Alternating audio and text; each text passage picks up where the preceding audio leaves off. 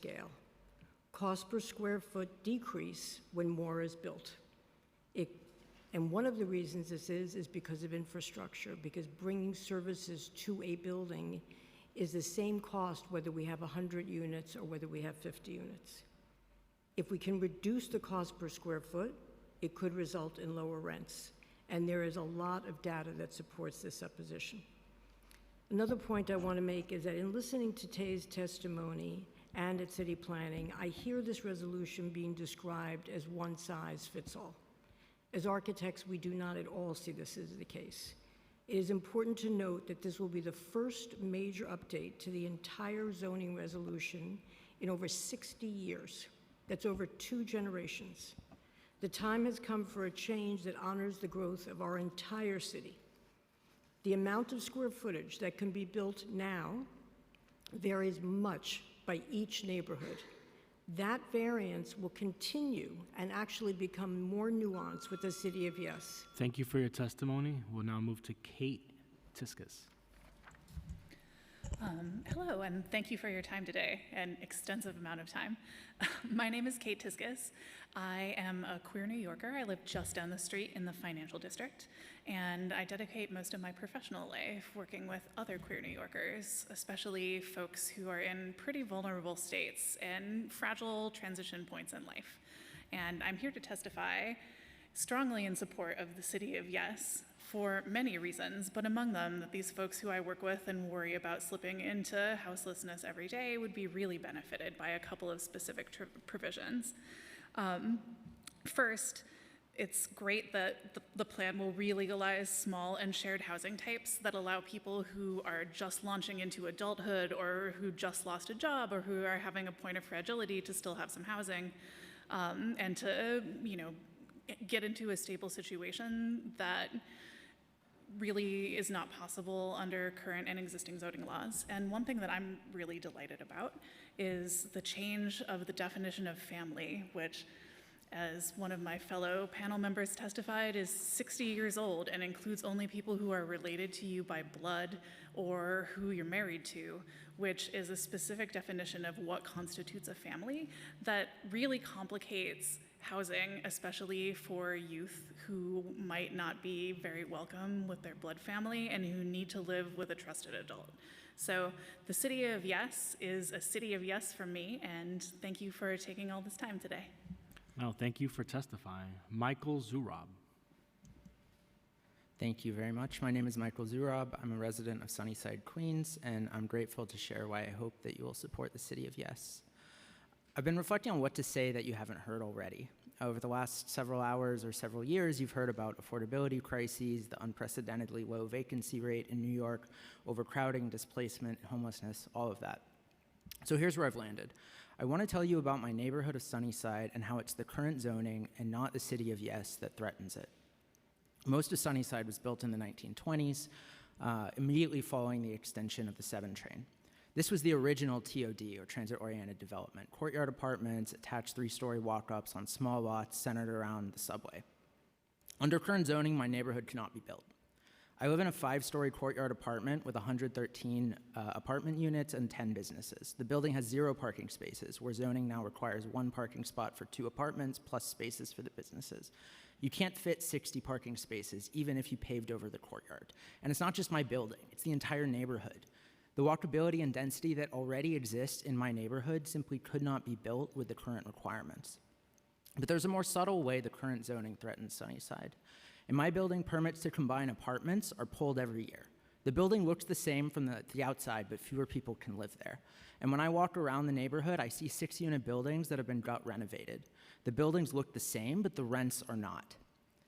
Until our city has enough housing, these pressures will impact my neighborhood and others. Sustainable growth everywhere, facilitated by housing abundance, is how we keep neighborhoods thriving.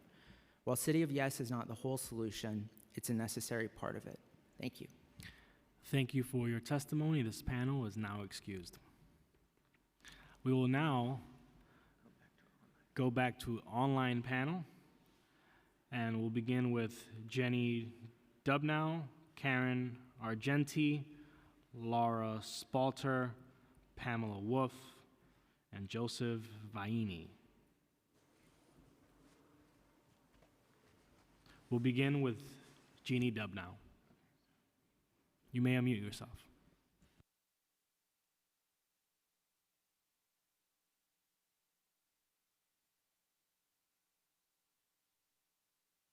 Yes, hi, Jenny Dubnow here. My apologies. No problem. Some of you may know my mother, Jeannie Dubnow. My name is Jenny Dubnow. I'm a member of the Western Queens Community Land Trust.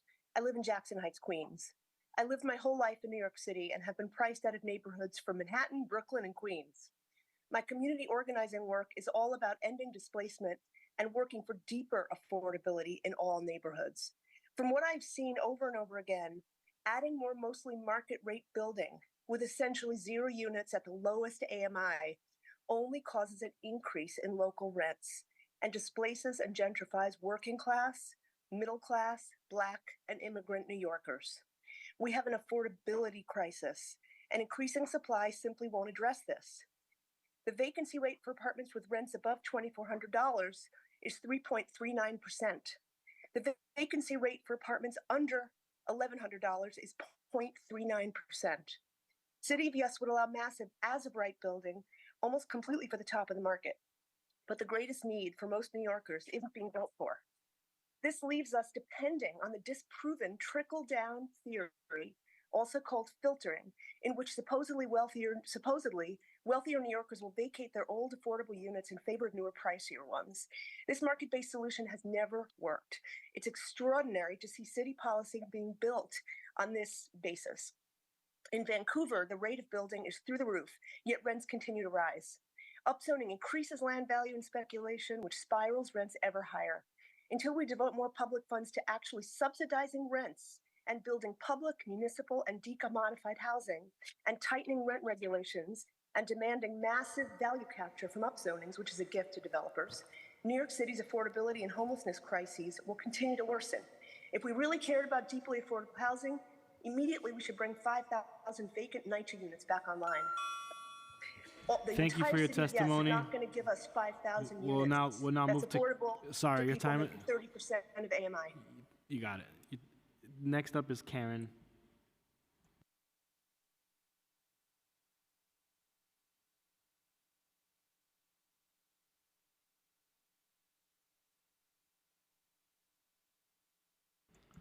Karen, are you online? Karen Argenti?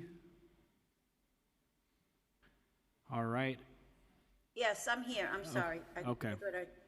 Consider that environmental injustice occurs when certain communities are disproportionately affected by pollution, unhealthy land uses, climate change, flooding, and lack of connections to decision makers. With 72% imperviousness in New York City, this means land is limited.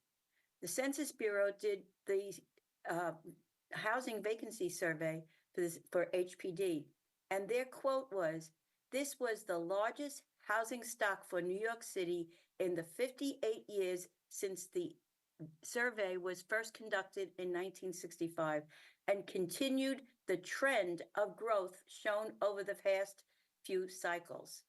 If you build luxury buildings, the remaining areas will be polluted brownfields near trains and highways and in risky floodplains, exacerbating severe health outcomes for affordable housing." In 1989, the city charter was revised to replace the Board of Estimate, which did not represent us equally. In its place, the public was given the opportunity to participate through community boards and ULURP, which is now being diminished. Environmental justice works to ensure that everyone has meaningful participation in transparent decision-making. These are some of the environmental justice issues that specifically affect the Bronx but are not addressed in this initiative. I urge you to vote no on the ZHO. We need greener, not concrete. Ask for a fiscal cost analysis for the potential housing subsidies available to developers. Tell the mayor and city planning to come back with a plan that will meet the Bronx needs. What's good for the Bronx is good for the city too. Thank you. Thank you, Karen. We now have Laura Spalter. Good evening. My name is Laura Spalter. I am speaking for Protect Bronx Neighborhoods from Overdevelopment. Clearly, we have an affordable housing crisis in New York City. However, it is a false narrative that City of Yes contains any real proposal to solve this crisis. despite the oft-repeated platitudes of city officials. CPC's website states that the proposal will incentivize developers to produce between 58,000 and 109,000 new homes over 15 years. Of that, only 20,000 units are projected to be affordable. Meanwhile, city agencies under current zoning have financed the creation or preservation of nearly 30,000 income restricted units in fiscal year 2024 alone. The City of Yes was crafted by the Mayor's Building and Land Use Approval Streamlining Task Force, BLAST, comprised largely of lobbyists and special interest groups in the real estate and housing industries. These proposals are a gift to them. Every Bronx Community Board is more than 50% rent burdened. However, City of Yes proposals promote luxury and market rate housing, where developers may voluntarily elect to build a small number of affordable units in exchange for a 20% FAR bonus. These so-called affordable units will be rented for many times more than the 25% of annual wages of most Bronxites. The City of Yes has removed ULURP by substituting as-of-right development, reducing the impact of the public, community boards, and elected council members to intervene on important land use actions. Please, City Council members, tell the mayor and city planning to come back with a plan that meets the city's Your time's needs. expired. Thank Ask, you. We now and have Pamela. also We now investigate sorry, the ma'am. approximate We now have 300,000 Pamela vacant Wolf. apartments being warehoused. We now have Pamela Wolf. Thank you. I am Pamela Wolf, president of Save Chelsea. While City of Yes for Housing Opportunity has some laudable provisions, it fails to mandate new affordable housing and encourages the destruction of existing affordable housing. Even the sole City of Yes initiative for affordable housing, the universal affordability preference, could be counterproductive in neighborhoods like ours. For example, take the three older buildings between the High Line and 10th Avenue, just north of 22nd Street in the special West Chelsea zoning district. Their 29 apartments fall a bit below Chelsea's median rents for apartments of the same size. Under City of Yes, they could be demolished and replaced by a building containing far fewer, astronomically more expensive and sprawling new apartments with highline views and only the handful of affordable apartments needed to satisfy the program's 20% affordability requirement. The result would be a dramatic net increase in housing cost. The new building could be 45 feet taller than now permitted under an 80-foot height limit that was designed to respect the low-rise Chelsea Historic District across 10th Avenue, and 1.5 times that height, or 125 feet. On one side, it would dwarf the historic district, and on the other, it would rob the High Line of light and open space that the special zoning district was specifically crafted to preserve. The profit motive to build taller in this view-rich area would be irresistible, with deeply unfortunate consequences for both housing costs and neighborhood character. The universal affordability preference could very well yield a net loss in affordability on any built site. Thank you, Pamela. We're now moving now to Joseph. Joseph, you may unmute yourself.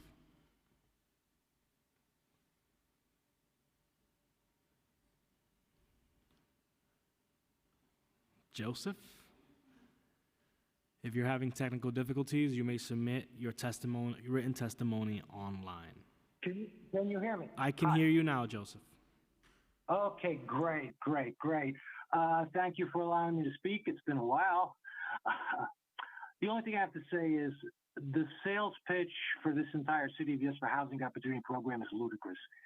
Basically, what's being argued is trickle-down economics for developers. Give developers free reign and decades-long tax abatements from the state that no private individual could ever dream of obtaining. And maybe, just maybe, housing might become more affordable. No industry deliberately oversaturates the market to the point that their profit margins will materially be impacted. Real estate will be no exception.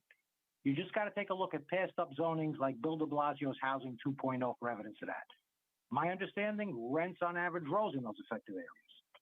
In my opinion, this is nothing more than a generous payback by Mayor Adams and City Planning Chairman Garodnick to the real estate interests which finance their political careers. It's an in-the-money stock option with no expiration date. Also, my opinion, the only new developments that are going to come out of this proposal will be either more overpriced, quote-unquote, luxury apartments or subsidized housing like the Rikers Island former inmate permanent housing facility planned to the Jacoby campus near where I live. It's not going to be affordable housing for work in New York as the way it was marketed. Now, I currently live in Throgs Neck. It's considered a low-density community, not as much as it used to be. Low-density communities like Throgs Neck, Morris Park, Pelham Bay, Van Ness, others like it, I think they're at particular risk. These communities don't have the infrastructure to support this development, and real estate is cheaper here than areas like Manhattan and Long Island City. This will directly fall in the crosshairs of these developers. Thank you for your testimony. You have another 10 seconds. I don't think that hardworking New Yorkers should be asked to risk overcrowding, sewer and power issues, increased litter, increased crime, slower emergency or part-time, lack of public parking, a whole host of other deteriorations. Joseph, thank you so much for your testimony. Just so Adams. This panel is now excused. All right, goodbye.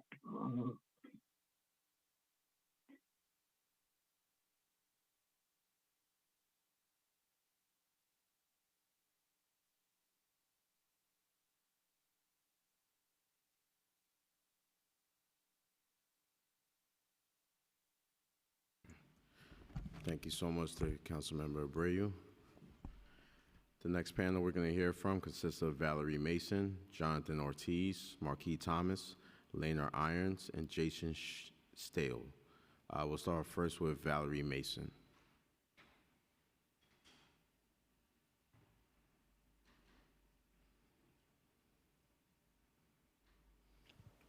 You may begin. Valerie Mason, if you hear me, please unmute and you may begin. Can you just give me 1 second? I'm just trying to find my script for 1 second because I've been waiting all this time. Just give me 1 second. Sorry. No problem. I'll come right back to you. Okay, thank you very much. No problem. Jonathan Ortiz. You may begin. Thank you. My name is Jonathan Ortiz, and I grew up in Whitestone, Queens, District 19, Councilwoman Palladino's district, where you need a car, where I took the Q16 to see my friends and the 7 train to see the city. Not a single one of my friends still lives in that neighborhood because none of us can afford it. I currently live in Flatlands, District 45, and I still do not own a car. I am not a transplant. I'm here today because I live in NYC and I know the cost of housing is what is driving homelessness. I'm not homeless, but I'm aware that myself and many others are just one financial issue away from being housing insecure, a situation anybody could find themselves in that goes for every single person who spoke today and everyone who will speak after me. This is ultimately a factor of luck. I am lucky. To mitigate this problem in NYC, the city with the largest homeless population in the country, we need to address the relationship between the cost of rent and housing insecurity. The City of Yes Housing Opportunity Initiative would increase the housing supply, bringing more competition, more apartments, and help to reduce the price of rent. This is the single biggest factor in preventing homelessness aside from just straight up providing housing, but that's more of a conversation for the future. I hope City Council approves this proposal in its strongest form. Thank you. Thank you. Next, we'll hear from Marquis Thomas. You may begin. Hi, my name is Marika Thomas. I'm a high school teacher in the New York City DOE. I'm currently in my 13th year teaching. I live in a market rate studio apartment on the Upper East Side. I strongly support City of Yes. I urge you to pass it in its entirety. In my 13 years working for the Department of Education, I've noticed a really common pattern, which is that a lot of the most amazing, dedicated, and inspiring teachers that I've worked with leave the city after about 5, 6, 7 years of teaching. And the number one reason is the cost of housing, especially the cost of housing for families. So just as an example, one of the most incredible chemistry teachers at my school, after she had a baby, she and her husband moved from an apartment in Harlem to a 2-bedroom apartment in Stamford, Connecticut, where she commuted over an hour to get to school. And after 2 years of doing that, she left the New York City Department of Education and got a teaching job in another district where she would have a shorter commute. This has happened many times for some of my most passionate former coworkers, which has led to a constant churn of teachers. It's harmful for students. It's harmful for newer teachers who need experienced mentors. Teachers shouldn't have to choose between staying at the schools they love with the children they care about and being able to raise their own kids in an apartment where they can afford rent. Our city desperately needs housing of all types. We need affordable housing for our students, right? This is incredibly important for them as well. We've been losing students over the last decade as their families get priced out of the city. So we need affordable housing for them. We also need market rate housing for teachers, right? Teachers mostly live in market rate apartments. We need to build more housing of all types. I strongly encourage you to vote yes for all of the City of Yes proposals. Thank you, Ms. Thomas. Next, we'll hear from Lena Irons. You may begin. Hello there. My name is Lana Irons, and I'm a psychiatrist who works in the domestic violence shelter system of Brooklyn and Queens. The reason why I'm coming on here to speak today is because as a psychiatrist, I believe it's an ethical duty to speak up for the patients that I work with, many of whom are mothers with small children who find themselves in some of the most terrible circumstances you can imagine. Homeless, some of them many never been homeless before, and their primary concern being trying to find housing. A couple years ago, and over the past couple of years, this city council has increased city FEP's eligibility, as well as increased the amount of subsidy that is provided for these people, including my patients, to be able to use them to afford housing. The issue is that many of them find themselves competing for for a very small amount of housing stock, leading them to stay in the shelter system, many of them not able to find permanent housing. And in some statistics, less than 10% of those in the domestic violence shelter system end up in permanent housing after they're removed from the domestic violence shelter system. So the reason why I'm coming on is to say, yes, I completely support the City of Yes. It is a rezoning package. So of course, there's many different other parts of housing policy that needs to be addressed, but this part helps facilitate so many of those other parts that will help out so many of my patients and so many people in this city who are in dire straits, who really need housing and really can't find it because there is not enough housing. So I highly encourage all the city council members to support this housing proposal in order to help build more housing to help out those who are in need in this city. Thank you very much. Thank you. Next, we'll hear from Valerie Mason. Thank you very much, Chairman. I am Valerie Mason, Chair of Manhattan Community Board 8. COYO's housing market study showed that Community District 8 is unfortunately first among all community districts in housing units lost during the period 2010 to 24. We have at least 9 luxury developments underway with even more in the pipeline. The combination of construction of such massive buildings with almost no additional housing, the conversion of small tenements to single-family homes, and the combination of units in condos and co-ops has left our district with little affordable housing and some of the largest, most expensive housing units in the world. We voted in favor of UAP because we are desperate for affordable housing. However, we fear that because this program will be voluntary, it will lead to, at best, just a spattering of affordable housing in our district. In the last 4 months, within a 2-block radius, more than 7 walk-up buildings will be demolished with more luxury housing to take its place. We also voted against the lifting of the parking mandate. We don't want the city to make the same mistake twice. Manhattan exemplifies the failure of the removal of minimum parking requirements. The minimums for Manhattan below 96th Street were removed more than 40 years ago. Does anyone see more affordable housing in Manhattan? Street parking is used for rental cars because there is little in-building parking, and we have more car ownership than ever in Manhattan. We can make our streets safer for all modes of transportation if we move car parking in-building. Rather than eliminating parking mandates, why not subsidize them and commit to build municipal parking garages? The rich will always have parking. We need to think about the disabled and middle class having affordable parking. This is not an either-or choice. There is no infrastructure proposed that will appear in the next 20 years that will make public transportation within the outer boroughs more robust. We want our fair share of affordable Your time has housing, expired. but it seems no one wants the UAS to have it. and we are Thank- skeptical that Coyo, as proposed, will do it. Thank you. Please make the UAP mandatory. Next, we'll hear from Jason Stahl. Jason, if you can hear me, please unmute. I believe I'm on mute. Can you hear me? Yes, we can hear you. Great. Thank you very much, Chairman Riley, for your endurance. My name is Jason Stahl. I live in Sunnyside Gardens, Queens. I am a renter in a market rate apartment, and I am urging the City Council to approve the City of Yes proposal in its entirety. I have zero love for the Adams administration, but a broken clock is right at least twice a day. And I think that adding more units everywhere is good, even for folks who live in low density neighborhoods. Single family houses are good for what you need at a specific point in time. But I think for anyone who wants to live in their neighborhood for their entire life, once housing needs change, and I think having a variety and diversity of housing options as you proceed in the life curve, the family curve, it's beneficial for them too. And just a note kind of about parking requirements and minimum parking.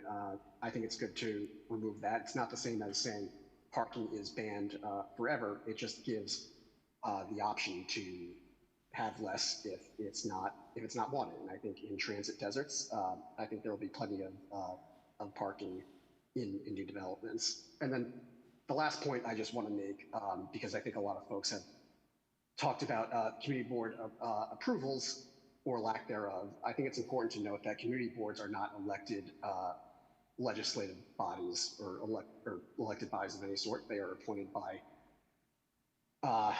borough presidents after and approved after an application process. So the idea that they are representative of the community. Your time has expired. Thank you, Jason. Okay, thank you very much, sir. The next panel we'll hear from consists of Amanda Agolia, Mark Anderson, Christy Jalila, Lovan Dervalk, and Margot Margulis. I will call on Amanda Agolia. Excuse me if I butchered your name. You may begin.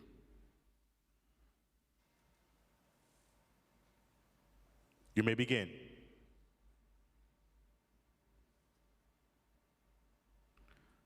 Amanda Agoglia, if you can hear me, please begin. Hi, can you hear me? Yes, we can hear you. Okay, great. I'm asking you to vote no. Let me shut off my other machine. I'm asking you to vote no for the City of Yes proposal. I am the president of the Neponset Property Owners Association in Queens. We were incorporated in 1919. I represent approximately 2,500 residents in our community. We are opposed to the City of Yes proposal for many reasons. We are in a flood zone and we are a transit desert. It is sure to destroy our city, our environment, our green spaces. It will produce a city that's overcrowded and overpopulated and cause dangerous living conditions. This plan does not include any new hospitals, which we are desperate for, any new parking spaces, schools, money for infrastructure. This plan will only benefit the developers. We have many empty apartments, vacant buildings, warehouses, underutilized areas, which could be developed without changing the character, look, and feel of our city and the outer boroughs. Please vote no for this proposal. Please don't let your fellow New Yorkers down and destroy this city. Thank you. Thank you, Amanda. Next, we'll hear from Mark Anderson. Yes, can you hear me? Yes, we can hear you. Very good. Hi, I'm Mark Anderson. I'm the president of the Westerly Improvement Society, and I represent about 10,000 people in the North Shore of Staten Island. We are already living with the careless planning and peril of the City of Yes for carbon neutrality. We're powerless to stop the environmental hazardous mass battery storage facilities from being built in our residential neighborhoods. Our borough wound up with over a dozen of these, and we only need one. The City of Yes will not provide affordable housing, so come back with another proposal to address these concerns. We say no to the City of Yes. The American dream is under attack. Why is the single-family housing being eliminated and blamed for an affordability of housing? Our existing lack of infrastructure isn't even understood by the Department of City Planning. When they came to our community board about this proposal, they first asked the entire room, how many of you took the subway to this meeting? We looked at each other in bewilderment because the nearest train is miles from the meeting site. They had no idea. Basements and garages are not for people. They can't be made safe. People will die in the floodwater and sewage backups. Who do we hold accountable for this when people do die? The city council? We have some residents who've been forced to pay as much as $10,000 and more to put in a valve to shut off their sewer when it rains, so they don't get these backups. They can't even have people over for a party when they think it's going to rain because they can't use their bathroom. Keep garden in garden apartments. Keep residents and our representatives in the land use process, as we are already living. Thank you. Time has expired. Having our input taken away. Thank you. Next, we're going to hear from Christy Jutla. Christy, if you can hear me, please unmute and you may begin. Hi, my name is Kirsty Jutla. I don't see myself on camera, but good evening. Thank you, Chair and this council. I'm a Flatbush, Brooklyn homeowner since 2000. Okay, I'm going to start my video. There we go. Hi. Hi, my name's Kirsty Jutla. I'm a Flatbush, Brooklyn homeowner since 2003 and a retired New York City planner. Used to work at the Department of City Planning. I oppose the entire generic citywide City of Yes, but will speak against 3 lower density items: transit-oriented development, district fixes, and ADUs. Other City of Yes elements can create housing without these lower density items, which produce a very small increment of new housing over 15 years, according to the EIS. Yet they deregulate and upzone all low density districts citywide. And Flatbush will continue to produce housing without them. Flatbush has produced a fair share, 1,600 units of housing in the 10 years after our rezoning, and our zoning has been updated since 1961. Our 2009 Flatbush rezoning preserved low-density blocks, and while producing those 1,600 units in 10 years, we have R6A and R7A, along with R1 through R3 districts. But TOD would allow small apartment buildings again in low-density blocks where we had disallowed them some years ago. They're 99% built up with no vacant lots. Why destabilize them when there's untapped housing opportunity 2 blocks away in our R6 and our R7? It's not outside our district, it's in our district. Yes, so we have, next is district fixes. I support only 2. To increase FAR to 0.75 and drop the attic allowance and sky exposure plane. Everything else should be off the table. Get Flatbush out of all the other district fixes. Thank you. Your time's expired. In disguise. Thank you. Thank you. Next, we're going to hear from Lovan Dirk Valk. Lovan, if you can hear me, please unmute and you may begin. Yes, my name is Lo van der Valk, and I represent Carnegie Hill Neighbors, a civic organization in the Upper East Side. We support the goals of COY housing opportunities, but we have several reservations.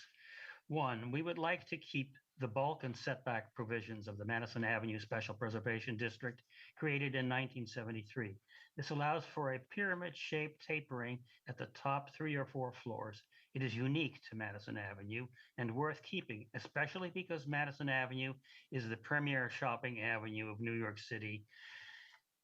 2, we oppose the proposed height increases for the narrow street mid-blocks. These apply mainly to the contextual or 8B mid-block zoning, whose allowed height limit currently is 75 feet and will be raised to 105 feet if affordable housing is provided. This is a height increase of 40% and out of balance with the allowed 20% FAR increase for affordable housing. A major understanding going back more than 100 years is that the avenues can be tall, but the mid-blocks must be short. We oppose the proposed reduction of the required rear yards from 30 to 20 feet. Smaller rear yards will result in less light and air in the valued green internal donut space. 4, we oppose provisions that further diminish the rear yard open donut space, including accessory dwelling units and accessory residential space. 5, we oppose the expansions of the City Planning Commission's authorizations. These grant the CPC the authority to permit applications to break zoning laws without any public review by community boards or the City Council. 6, and finally, we oppose the vast expansion of the landmark transfer development rights, TDRs. This provision will vastly expand the reach of the receiving lots from the current 2 or 3 blocks to potentially 8 Thank you, blocks. Mr. Lovan. Next, we'll hear from Margot Margolis. Margot, if you can hear me, please unmute and you may begin. Sure. I'm a certified artist living in a building in Soho that was converted from commercial to joint live-work quarters for artists in 1976. Residents of Soho and NoHo are pioneers in adaptive reuse and joint live-work. We created the model that the city now wants to adopt under Section 1501.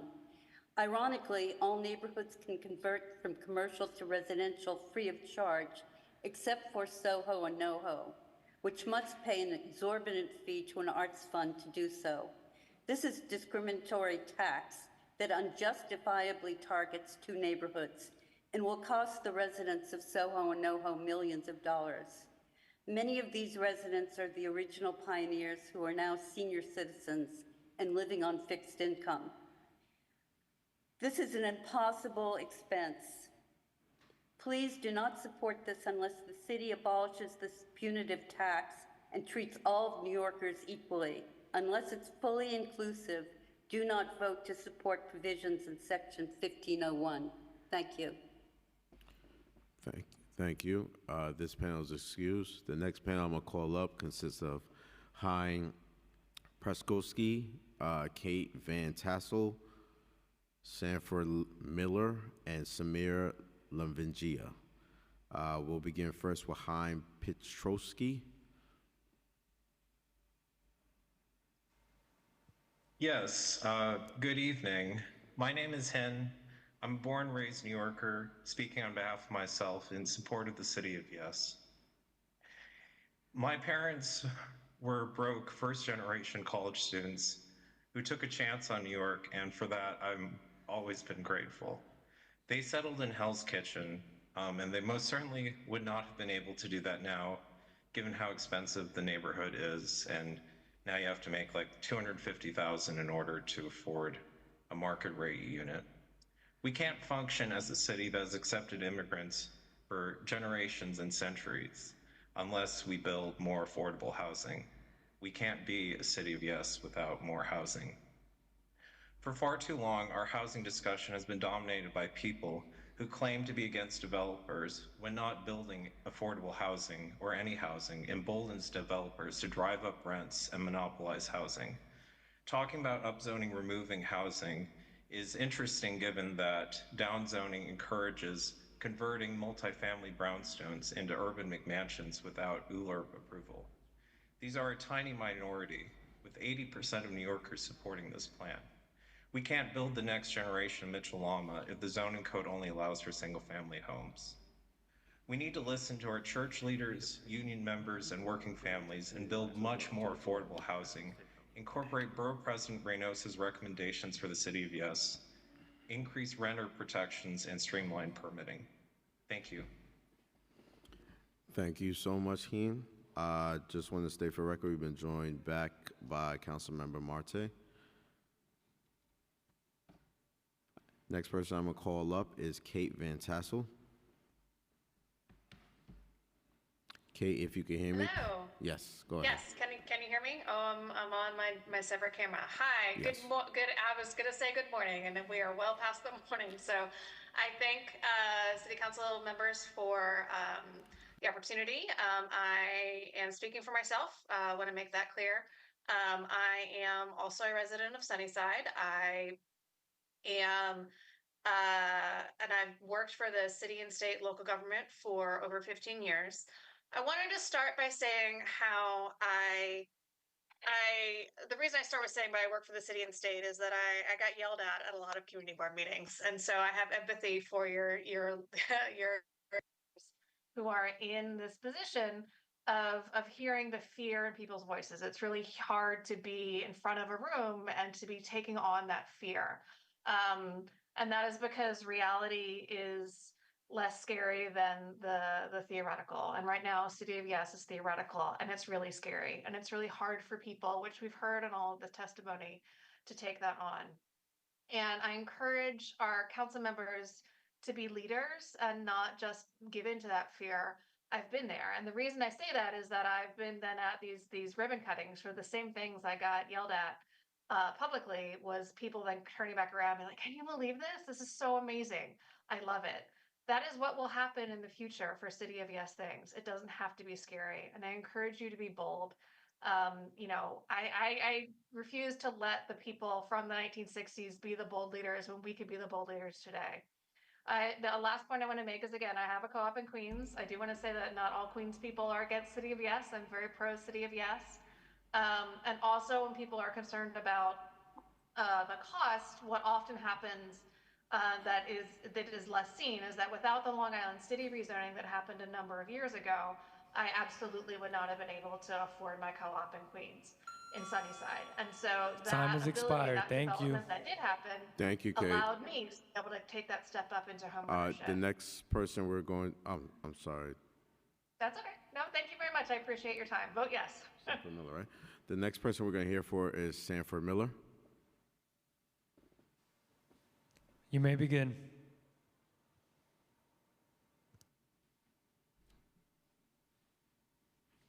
Mr. Miller, if you can hear me, please unmute and you may begin. Hello? Yes. Okay. Hi. Hello, council members. Hello. Yeah, you may begin. I'm Sanford. I am a resident of Hell's Kitchen and also on Manhattan Community Board 4, although the opinions I express today are my own and not those of the board.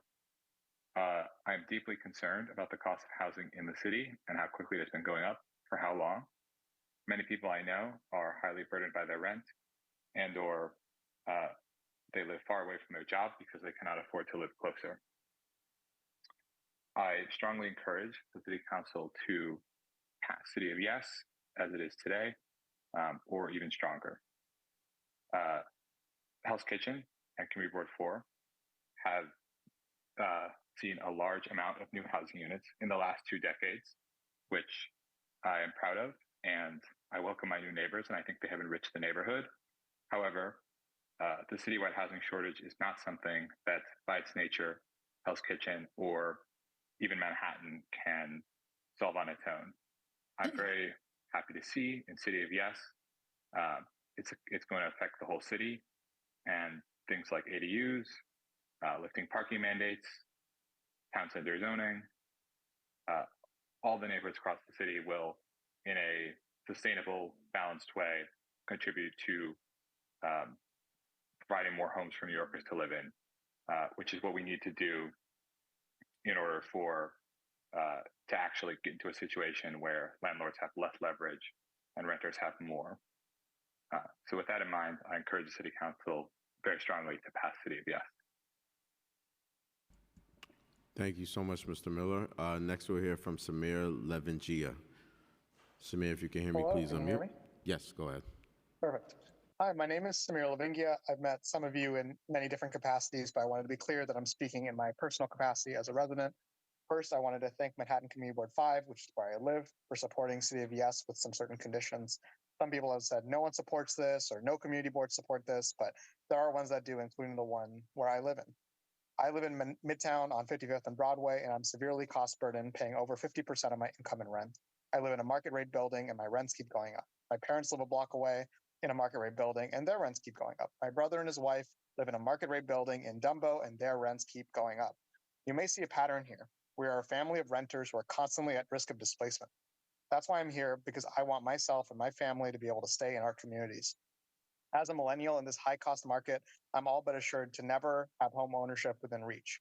Thankfully, Good Cause, which was passed recently, will help with stability. However, it won't help me if I have kids and want to find a new apartment. It won't help my parents if they want to live somewhere closer to my brother in Dumbo if his wife and him have kids. What will help is a little more housing in every single neighborhood, which is what the City of Yes for Housing Opportunity does. At broad strokes, I wanted to say that I'm thrilled about how many homes and affordable homes this will bring for the people who the market will not provide homes at affordable levels. We will have income restricted units for them, and that's also great. For the average person moving to New York, they can hop on Street Easy and they can find a home that way. We will simply never subsidize our way out of a demand problem, and right now there is simply not enough supply for how many people want to live here. We need to build more homes or our rents will keep going up. We simply cannot end up in a world where we need income restricted housing for single people making $200,000 a year. And the only way to do that is by building more housing and push rents down. I look longingly at cities like Austin, where they met and beat the demand and rents are falling. And I'm certain it can happen to us too if we pass City of Yes. I support every single proposal in this package. Thank you. Your time has expired. Areas impact me and my family and Thank my you, rent. Thank you Samir. for listening. Thank you, Samir. There being no questions for this panel is excused. The next panel, we're going to call 2 more online panels, and then we're going to transition back to in-person. The next online panel we're going to call consists of Michael Platel, Marie Marcina, Lucy Cotine, Richard Gibbs, and Julie Reyes. The panel after that will consist of Elisa Corderman, Jacqueline Doley, Renee Monros, and Leah Benke.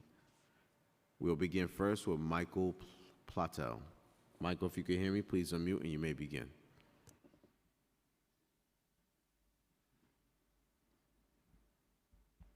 Thank you, Mr. Chairman, and good evening to everybody. My name is Michael Platel. I'm an architect and a fellow of the American Institute of Architects. My professional experience includes developing public mega projects within the 5 boroughs. I'm now a member of NYSERD's SIG retirement system. I'm speaking today as a lifelong resident of New York City and a 50-year resident of the Upper East Side of Manhattan, Community Board 8. City of Yes is big zoning. It touches every single block in every single neighborhood in our city. Although the proposal has many sensible and desirable components, I am testifying in opposition to the proposed increases in bulk and density for high-density neighborhoods.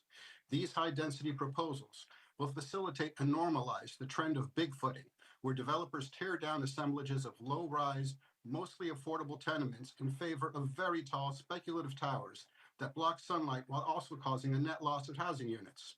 City of Yes Housing Opportunity will exacerbate this situation. It adds to and expands current loopholes, exclusions, and carve-outs for maximizing bulk and height.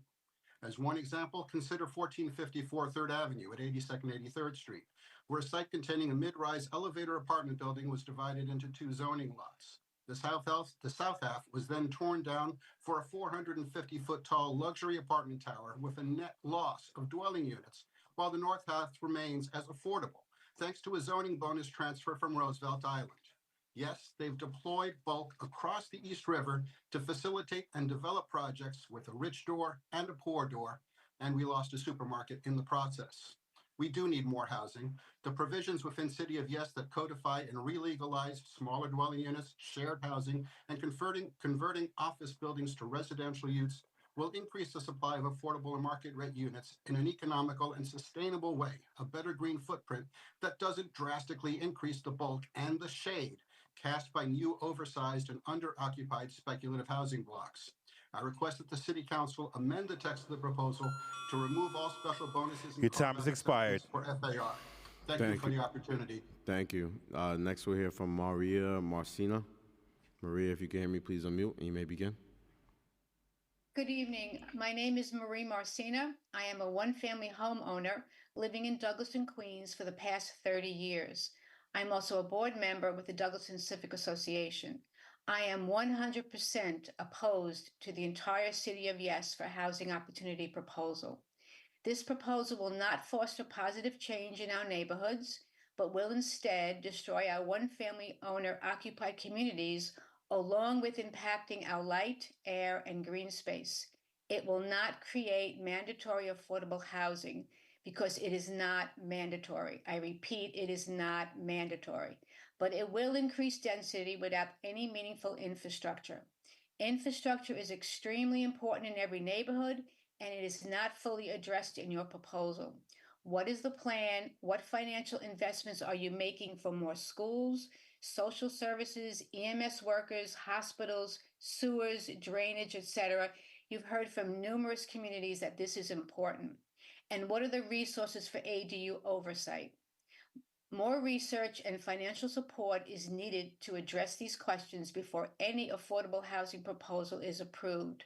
I agree the city is in need of affordable housing. I have been listening on this Zoom call since 10 o'clock this morning.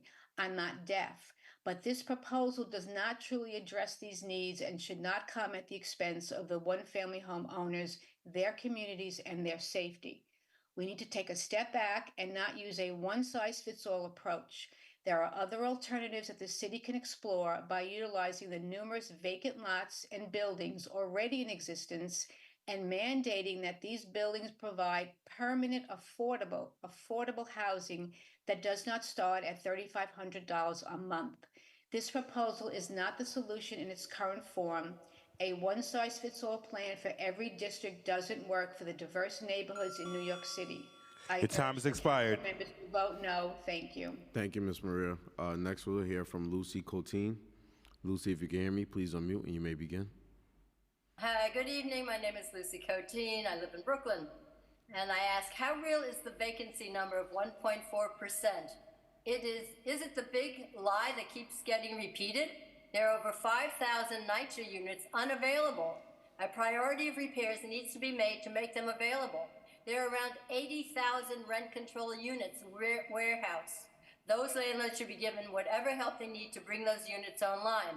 The city must work to keep people in their homes where landlords are pushing them out. It is said that around 600,000 to 800,000 people have left the city in recent years. How is there a shortage of units?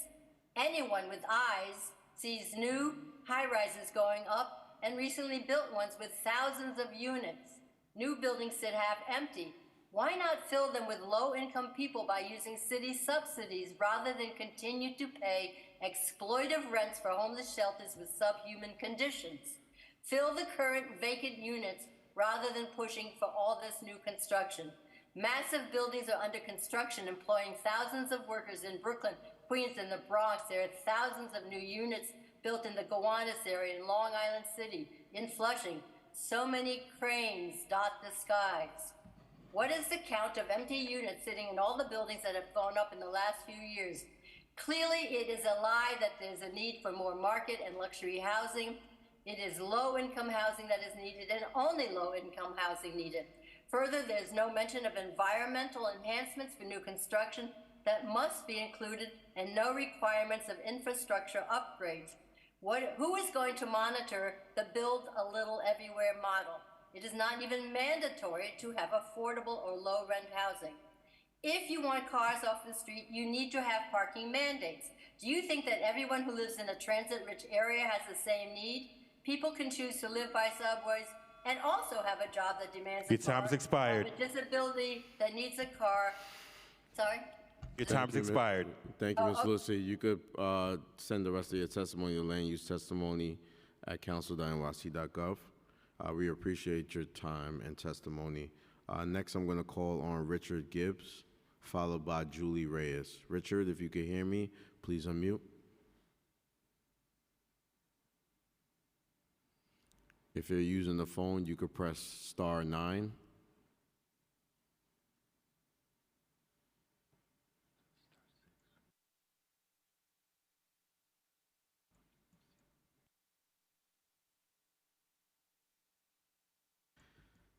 Well, I just was told to *6. Excuse me.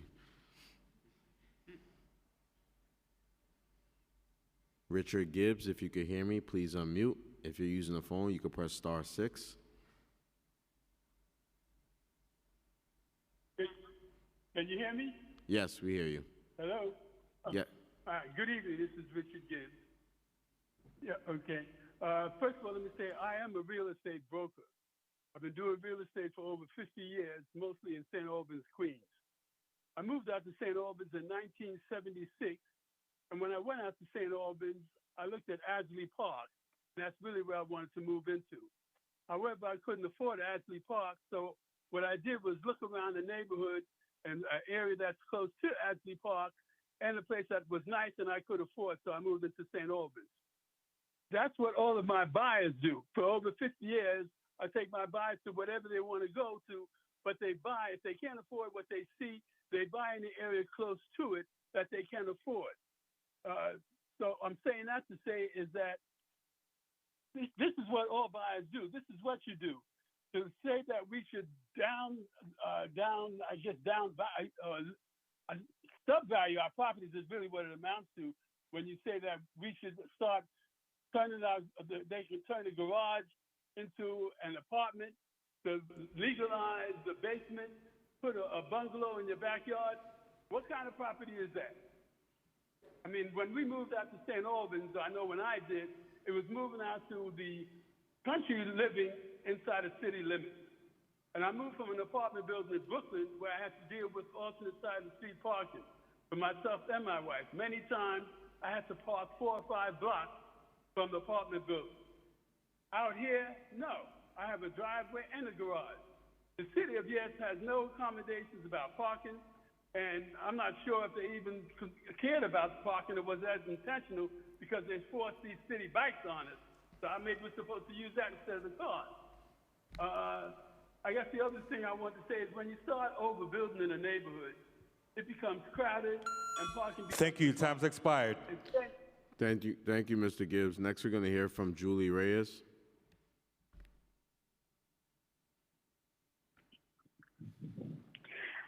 Hi, this is Julie Reyes. Can you hear me? Yes, we can hear you, Ms. Reyes. Okay, great, thank you. My name is Julie Reyes. I'm chairperson for Community Board 8 in the Bronx Community Board 8, and we overwhelmingly reject the City of Yes proposal, the City of Yes housing proposal. As you know, and for those who don't know, community boards consist of dedicated volunteer community members who are committed to their community's welfare. All are appointed by their borough president. The community boards have a broad advisory role to agencies and elected officials with respect to any matter affecting their district. This proposal, which greatly affects all New Yorkers, regretfully was put together without community input, let alone community board input. The zoning changes may eliminate ULURP on certain cases, thus taking away input from the city council members. New Yorkers rely on the city council members to look after their best interests. Please do not let this proposal strip away any of your current duties. This proposal has no built-in structure in the proposal to guarantee affordable housing will actually be built. There is no assurance that the developers who receive any benefit will commit to use it to provide permanent affordable housing. Then there is the question of what is affordable housing. That's what you should be spending the evening on. But what is affordable housing in one area is not affordable in a neighboring community. And then there is no true area median income. This proposal will eliminate green space from tenants in the New York City Housing Authority development complexes. And this proposal will devastate sensitive environmental areas by promising of abolition of the natural area in special districts, such as the Special Natural Area District.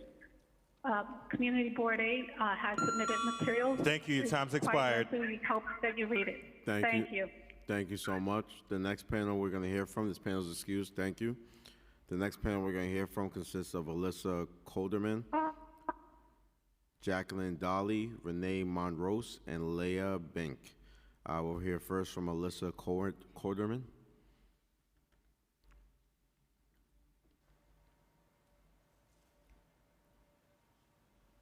Alyssa, can you hear me? Yes. Can you hear me? Yes, I can. Okay. Thank you. I am a lifelong resident of Forest Hills, Queens, where I've owned a single-family home for more than 30 years. I am testifying on behalf of myself and my like-minded neighbors. This ill-conceived, one-size-fits-all proposal would destroy our neighborhood. The overdevelopment guaranteed by this proposal would subsume our light, air, and space, including precious green space, strain the already overburdened infrastructure, and increase crowding, traffic congestion, pollution, and garbage on our streets. Ultimately, the proposal will displace our current residents and merchants who will be forced out of their homes and businesses in a neighborhood which has become unrecognizable. Tragically, this extinction of our neighborhood as we know it will be for naught, since it will do nothing to deliver affordable housing. Rather, the proposal will operate as a boon for developers who will exploit it for profit from market rate and luxury housing. Further, the proposal would rob us of the power to control future development projects by transferring local authority to a city agency with no knowledge of or connection to our neighborhood and no accountability to us. The City Council should unanimously reject this radical and unwarranted proposal, devised by a mayor currently under indictment for corruption, which their constituencies overwhelmingly oppose. We say no to the destruction of our neighborhoods purportedly to create affordable housing, which this proposal will not deliver. New York City must find other means to achieve affordable housing without asking us to sacrifice our single-family homes and low-density neighborhoods. We are tired of our elected officials ignoring our wishes in favor of their own interests and agendas. Here, our quality of life is at stake. Simply put, those council members who approve this proposal should expect to be voted Thank you. Your out of time has office expired. and to fail in any effort to succeed to higher office. Thank you. Thank you. Next, we'll hear from Jacqueline Dolly.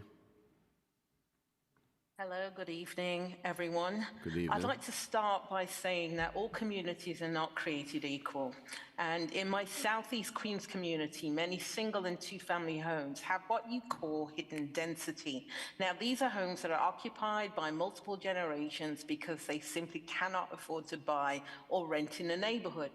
Now, our city government has not been as aggressive with going after predatory lending and discriminatory real estate development that creates and maintains housing inequity along racial lines. Historically, Black neighborhoods across this country have been devastated by urban renewal under the guise of addressing economic inequity. Not enough research has been done on long-term impact of upzoning in BIPOC communities. Where are the racial equity analysis, as well as comprehensive environmental impact statements with minimum to maximum outcomes? Studies find that upzoning makes gentrification and displacement easier and harmful in BIPOC communities. You can't take a blanket approach to development in a city where nuanced historical, racial, and economic disparities exist. We live in a city of immoral wealth disparity where the top 20% of earners make nearly 6 times more than the bottom 20%. When will we stop greenlighting luxury real estate developments where half the units remain empty while the other half are owned by billionaires with multiple residences? When will we address the 27,000 rent-stabilized apartments that remain off market? What are the plans for the empty retail spaces that blight our commercial areas? Why are we continuing to give generous subsidies to wealthy developers in return for so little? The 421A exemption gives developers up to 100% of property tax erasure in return for only 1/5 of units considered affordable. Your time has expired. Thank you. Next, we're going to hear from Renee Monrose.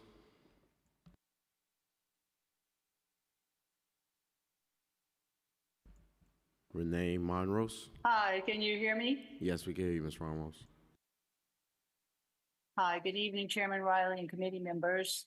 Thank you for being here this late. It has been a very long day. My name is Renee Munrose. I'm an artist and have lived in my loft in Soho since 1988.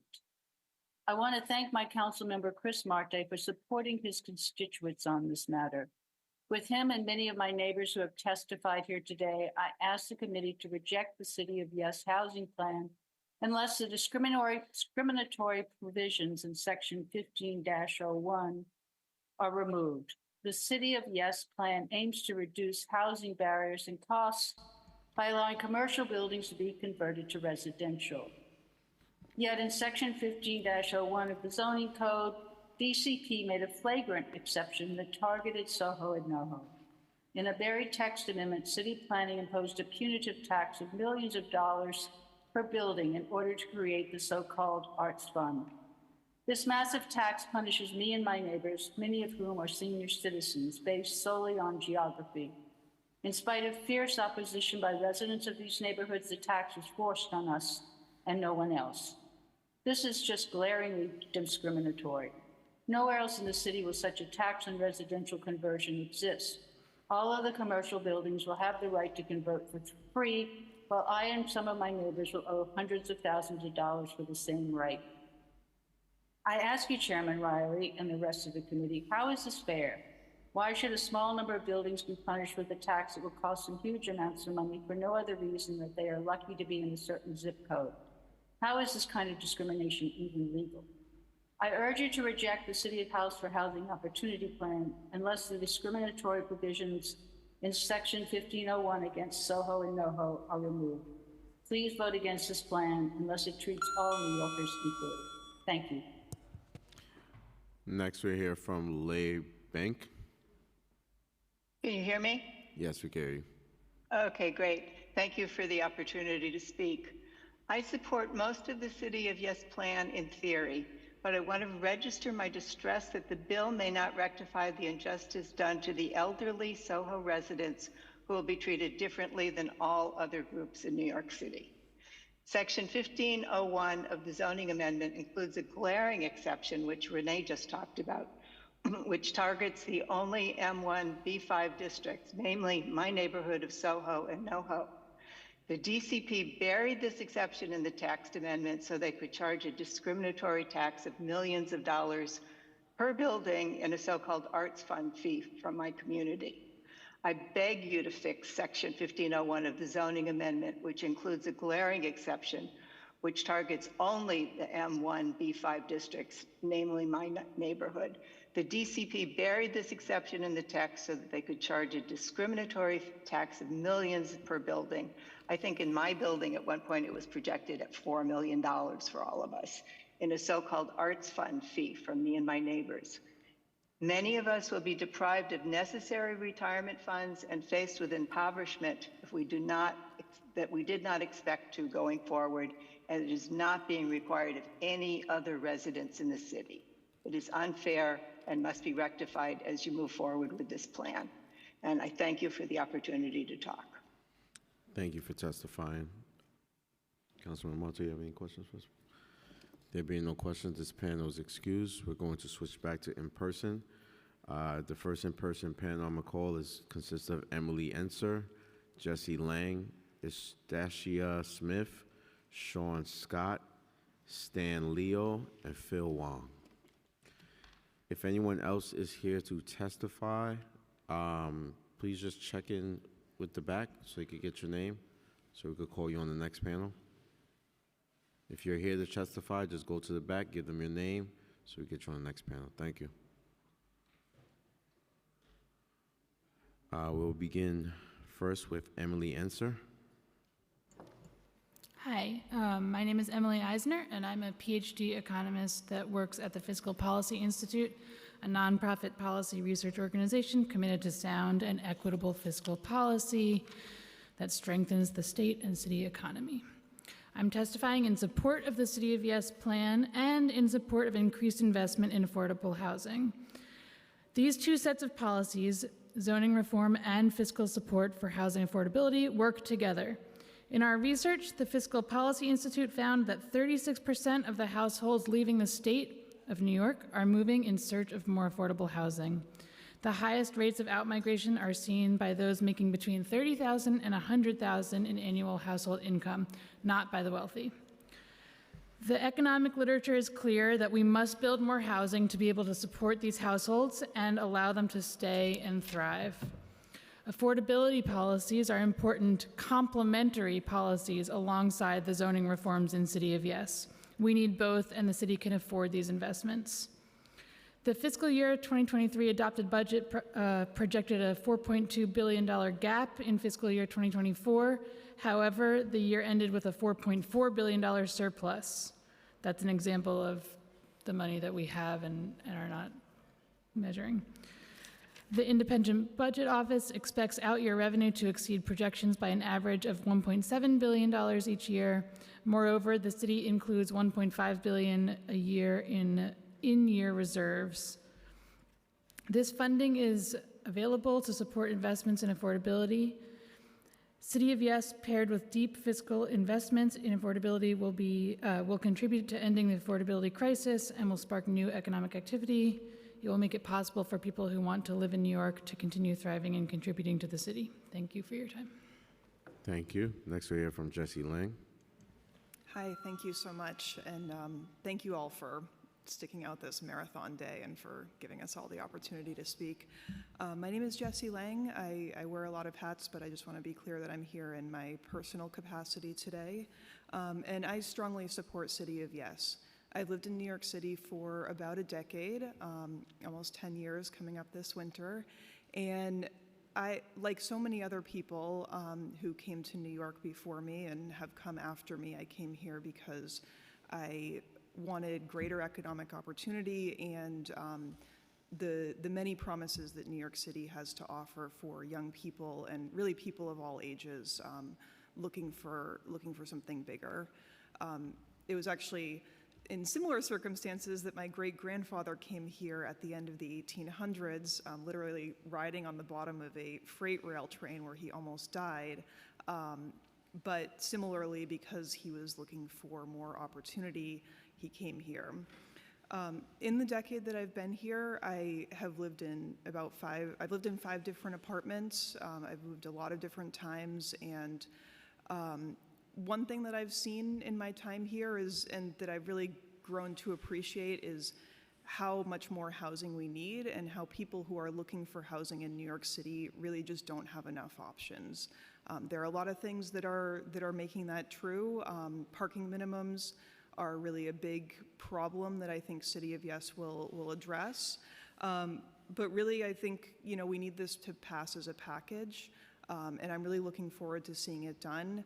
For the people that are saying that this isn't enough, that we need to do more, that there are problems with this, that it doesn't go far enough in terms of affordability, I ask you to consider that right now we need to build 250,000 apartments just to catch up with the lack of the lost productivity, and we need to have so much further to go in the future. So I urge you to say yes. Thank you so much. Next we're going to hear for Estacia Smith. Sorry if I mispronounced your name. Good evening. I'm Eustacia Smith from Westside Federation for Senior and Supportive Housing, or WSFSH. Thank you to the City Council for the opportunity to testify. WSFSH develops and operates and provides services for low-income senior and supportive housing in New York City, as we have done for nearly 50 years. New York City's housing crisis weighs disproportionately on older New Yorkers. Older New Yorkers are more prevalently low income than other groups. They are the fastest growing group of homeless people. Older New Yorkers are more likely to be extremely low income and need deeply affordable housing, as recent data has shown. Our staff are themselves suffering in the housing crisis. A growing number have experienced homelessness or have to commute several hours daily because they cannot afford to live in New York City. New York City must take all possible measures to increase the supply of affordable housing. WSFSH strongly supports the zoning changes outlined in City of Yes for housing. We support universal affordability preference, which will mean additional affordable supportive housing could be built by giving developments a density bonus, but we would like to see a deep affordability band. We support changing outdated zoning regulations that would allow for the creation of affordable housing in all neighborhoods and areas of the city, rather than the situation we are in now, where some neighborhoods have developed a lot of affordable housing and in other areas there's been none. However, zoning changes alone will not solve New York City's housing crisis. New York City must take additional measures to dramatically expand affordable senior and supportive housing production. The development of senior housing has long depended on heirs incentives. While we support incentives being applied more generally through the provisions of City of Yes, we will need additional incentives specifically for senior housing development. The city must set annual production and preservation goals for affordable senior housing, including at least 1,000 new units of deeply affordable senior housing with fully funded services per year. Again, we say yes to City of Yes, and New York City must also protect and prioritize the production of deeply affordable senior housing with services. Thank you. Thank you. Next, we'll hear from Sean Scott. Good evening, and thank you for taking comment. My name is Sean Scott. I'm a resident of Council District 1 here, and I'm here only on behalf of myself and as a renter and an 8-year resident of this amazing city.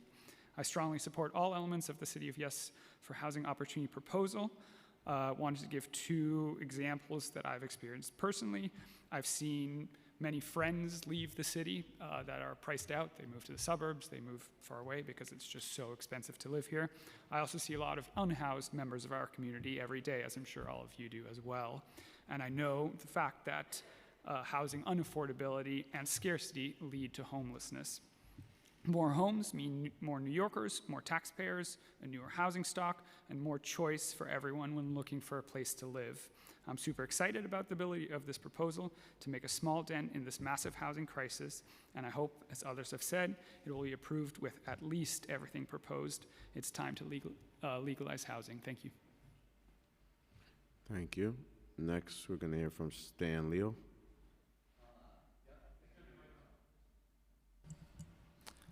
Good evening. Thank you for your time. I really appreciate it. My name is Stan Liao. I've been a renter. I've lived in New York for around 6 or 7 years. And as long as I've lived here, we've just been experiencing a terrible housing crisis. I've seen people share tiny 100-foot rooms, 2 twin beds with barely a foot in between. I've had friends who didn't even get bed frames so they can put their mattresses up during the day for some extra space when they were sleeping. And this isn't, and I've lived next to families in 1-bedrooms. And this isn't just anecdotes, over half of New York renters, as you guys know, are rent burdened. And this is because we just don't build housing in New York City. In the past decade, 3 times as many jobs were created than homes were built. So that's 1.2 million jobs versus only 400,000 homes. Significantly fewer units were approved per capita than in comparable other densities. For instance, 40% less than San Francisco, half as many as Boston, and we don't like losing to Boston in anything, and 2/3 less than DC. And this is even getting into fast-growing cities like Austin, Seattle, etc. The common sense reforms in the City of Yes have worked in the past, and they will work in New York. Other cities like Minneapolis, Austin, and Auckland in New Zealand have passed similar reforms and seen slowed rent growth and sometimes even rent decreases. The overwhelming majority of New Yorkers, 80% as a recent poll shows, understand this and they support the proposals in the City of Yes. So I urge the members of the City Council to pass City of Yes in its entirety and to improve the lives of everyday New Yorkers and bring rent and the cost of living down. And thank you so much for your time. Thank you. Next, we hear from Phil Wong. Hi, good evening. Thank you for giving me the opportunity to speak. Thank you for being here, listening to us. My name is Phil Wong. I've been a resident of Elmhurst, Queens, right at the border with Maspeth since 1976. I'm here to represent myself, to talk about my community and why City of Yes is such a bad idea or such a bad one-size-fits-all solution to transportation deserts such as my district. First, I would like to start by saying our power lines, our sewer lines, and our water lines have been in place since the 1950s, and there have been very little upgrades. We're still dealing with problems with that, given the 1 and 2 family homes that there are right now. The problems are simple. Every time when the winds gusts of 30 miles per hour or higher, we lose power in some parts of our district. Number 2, every time when the temperature hits 100 degrees, we see transformer fires, transformers hanging on poles. They're on fire, and that very little of that has been fixed. We're still dealing with it this past summer. And finally, every time there's a major storm, we have bus basements that are flooded. And I know that because I see my neighbors bringing out their stuff from the basement, storage boxes, furnitures, and even water heaters that were damaged and had to be thrown out. This is what we're dealing with right now. And the city of Yes fails to address these infrastructure problems and is giving the green lights to developers, telling them to come in and build. And that is wrong. That is wrong, right? And other than that, we have a transportation desert. We're dealing with MTA right now. They're saying they want to eliminate bus lines because of some overlapping of the green bus line or the Triborough bus line that was merged into MTA many years ago. So we're losing bus lines. We're not near bus, and so therefore the city council should vote no to the city of Yes. Vote no. Thank you. Thank you to this panel for testifying and waiting to testify. You're now excused. Thank you.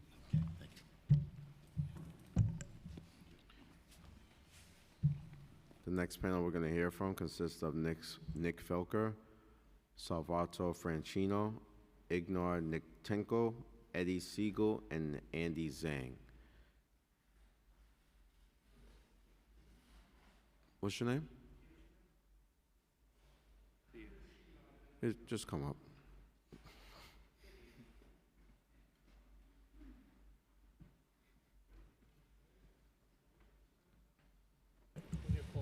You could go first, sir. Yeah, go first.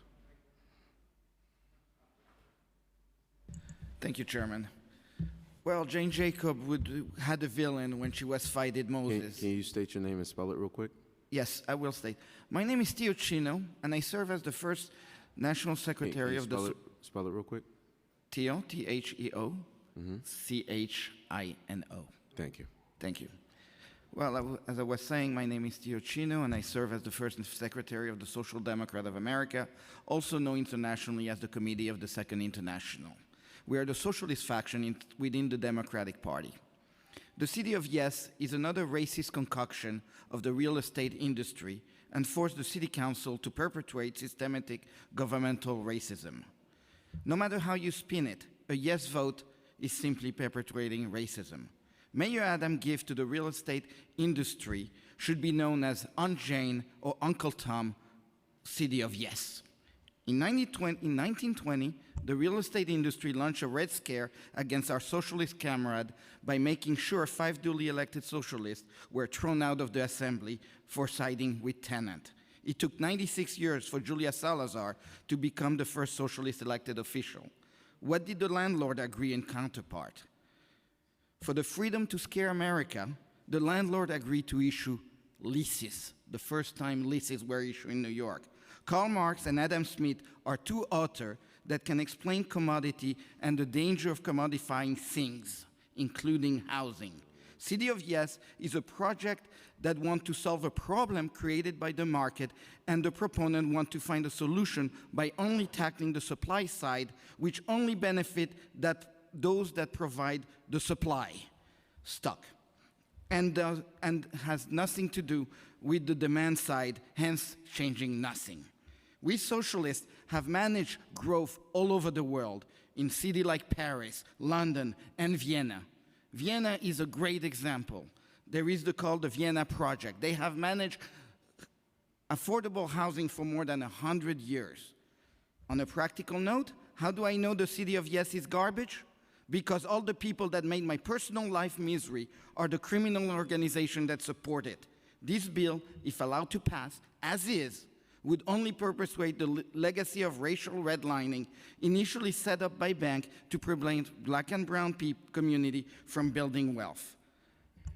So we're the Social Democrats are committed to educating the public into running and getting elected in city council until all these racist and liberal policy are eradicated. Our position was... Chino, if you could wrap it up. Yes, our position is clear. We are against the city of Yes, and we will train any Democratic registered voter to challenge anyone that push for liberal supply, only market policy. I'm available to answer any question. Thank you for your time, and thank you. Thank you. Next, we're going to hear from Nick Felker. Hello, my name is Nick Felker, a resident of the Upper West Side, and I'm currently a renter. The term housing crisis can feel very abstract. There's stats like a 1.4% vacancy rate, but what does that actually mean? It means that many of us have come here throughout the whole day in support of the city of Yes, because we feel the crisis firsthand. The economic theory is very clear on the benefits of zoning reform to reduce rents. For example, one paper, Do New Housing Units in Your Neighborhood Raise Your Rents by Xiaodi Li, found that even market rate housing in New York City can push down rents for those living nearby. ADUs, SROs, UAP, and TOD are all great policies that will help many neighborhoods do their part to add more affordable housing. But going beyond theory and economics, we can see this working with our own eyes. Austin, Texas, Minneapolis, even Auckland, New Zealand, have had successful rezonings that have caused real rents to fall, even as more people are able to live there. What makes New York City the greatest city in the world is not the buildings, and it's not the parks, it's you, it's me, and it's everyone here in this room. We need more homes for the middle class, and we need more affordable homes. And we can't let every affordable housing project turn into a 10-year debacle like what's happening in Elizabeth Street. This crisis is getting worse. We don't have time for all these delays. It's time for a new approach involving every neighborhood that is people first, not parking first, which is why I support the City of Yes in full and hope that you do the same. Thank you. Thank you. Next, we'll hear from Salvatore Francino. Hello, I'm Salvatore Francino of East Williamsburg, and I support the City of Yes, full stop. Status quo is 100,000 people in our shelter system, so why don't we just build 100,000 homes instead as projected by City of Yes? I hear those of you that have some resistance to change, but keep in mind that without change, our homelessness problem is just going to persist, and we're all going to continue to live in an obscenely expensive city. I know parking mandates make buildings more expensive, especially in my neighborhood, and it's reflected in the rents. A parking space can cost as much as $150,000 to build, and also in my Community Board 1 in Brooklyn, people have actually complained that there are mostly empty parking lots in these new buildings, and Community Board 1 will be delighted if we can get rid of parking mandates. So let's lift parking mandates and make building cheaper. I'm also rent stabilized, and I want everyone to have the same protections that I have, and universal affordability preference will help create more income-restricted, rent-regulated homes that come with a rent-stabilized lease like I have. You know, like my rent went up like 2% this year, which is, it's a beautiful thing, and I wish more people could have it. So I do believe that universal affordability preference will give people the stability and the security that I currently enjoy. And if you do want more affordability than what the universal affordability preference provides, I absolutely hear you and I absolutely agree, and I would love it if you could help find more city subsidy, use a different tool in the arsenal to help, you know, bolster and increase the efficacy of universal affordability preference. So let's say yes to universal affordability preference too. So yes to lifting parking mandates, yes to more neighbors, yes to affordability, yes to stability. Let's say yes to City of Yes. Yes, please. Thank you for the energy. We need it. Next, I'm going to ask for Igor Nikitenko to go. Hello, my name is Igor Nikitenko. Thank you for giving me a chance to speak here. I would like to voice my support for the City of Yes. I was born in Russia, where my parents foresaw the rise of authoritarianism and seized the opportunity to move to the United States. Since arriving in Brooklyn in '98, not a day passes by without me not being grateful for being here. I believe our city has a moral obligation to welcome those fleeing hostility, including many places in the United States, as symbolized by the Statue of Liberty. I've been a Brooklynite for 26 years. I lived in Midwood, Gravesend, Bensonhurst, and for the past 6, I've called Flatbush my home. At the moment, I share a modest 2-bedroom apartment with my brother and my wife. My brother has a disability, and I take care of him. He requires a space that suits his needs. I also have a mother who lives just a few blocks away from me, and she also has a disability. And she went through a nightmare to find her own housing. She had a Section 8 voucher, but no broker would return a call once they got wind of that. We were fortunate, very fortunate, to secure something close by, and she lives not too far from me, like I said. And as far as my wife, well, she's expecting our first child. We are, to put it mildly, in desperate need of a bigger place. Now, I've been trying to find a larger apartment to rent for my own growing family, preferably not too far from my mother. But it seems every time we show up for a viewing for a decent, suitable place, there are dozens or more people waiting in line, all competing for the same space. And the price sometimes is just beyond our reach. I love to stay close to my mother, to my friends, to the life we've built here. But without additional housing, we'll be forced to pack up and leave the city that I love. Please consider supporting the City of Yes so we could have more housing of all types. Thank you. Thank you. Next, we're going to hear from Eddie Siegel. Hi, my name is Eddie Siegel. I live in Nolita in a rent-stabilized apartment.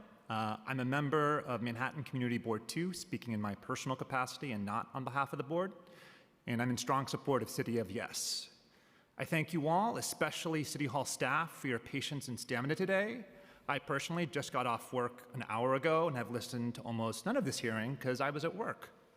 I want you to think about the millions of New Yorkers who have no idea that this hearing is happening, or they wanted to come, but they're parents with young kids. They're working a normal job like me, and they're not able to, chime in on this stuff. But those people have different ways of telling you what they want. The day job I came from was as a political pollster. We've had a lot of polling on City of Yes, and it has continually shown overwhelming support. When we issue polling nationally on housing abundance, people are clearly in strong support of building more housing. For the first time in my life, housing is a major piece of a presidential campaign because we are in a housing crisis and people are desperate for housing affordability. Vice President Harris is making building 3 million new homes a centerpiece of her presidential campaign because the evidence is overwhelming that it is both an effective strategy and it is what voters want. City of Yes will help us build some of those units in the greatest city in the world, where 98% of our housing is full. I hope you support it. Thank you. Thank you, Eddie. Lastly, we'll hear from Andy Zhang. If you are here and I did not call you up and you want to testify, please go to the back. Andy, you may begin. Hello, members of City Council. My name is Andy Zhang, and I am a renter who lives in Williamsburg, and this year marks a decade of living in this city. I'm here today to testify in support of City of Yes with no modifications. The shortage in housing is one of, if not the most significant contributors to elevated cost of living and quality of life. I want to focus on one aspect I am particularly interested in, TOD, aka transit-oriented development. I live off the train, and like my family, friends, and neighbors, I consistently rely on the proximity to transit that makes for easier commutes to work, job training, school, and more. We see the same up and down, left and right across the entire transit network, be it the subway, the bus, the ferry, the LIRR, Metro North networks, and more. Unbanning and re-legalizing perfectly normal and regular homes near transit connects New Yorkers to the centers of opportunity and mobility that our communities and neighborhoods deserve. We as New Yorkers and Americans desire and deserve the freedom to live, the freedom to start families, the freedom to study, the freedom to work, to even start businesses. None of these freedoms mean anything without the freedom to build. City of Yes may only be the first step to addressing our housing crisis and our ability to build, but as many others have said, first steps are important. We are a city, not a collection of mere districts. We live in connected neighborhoods, not scattered HOAs.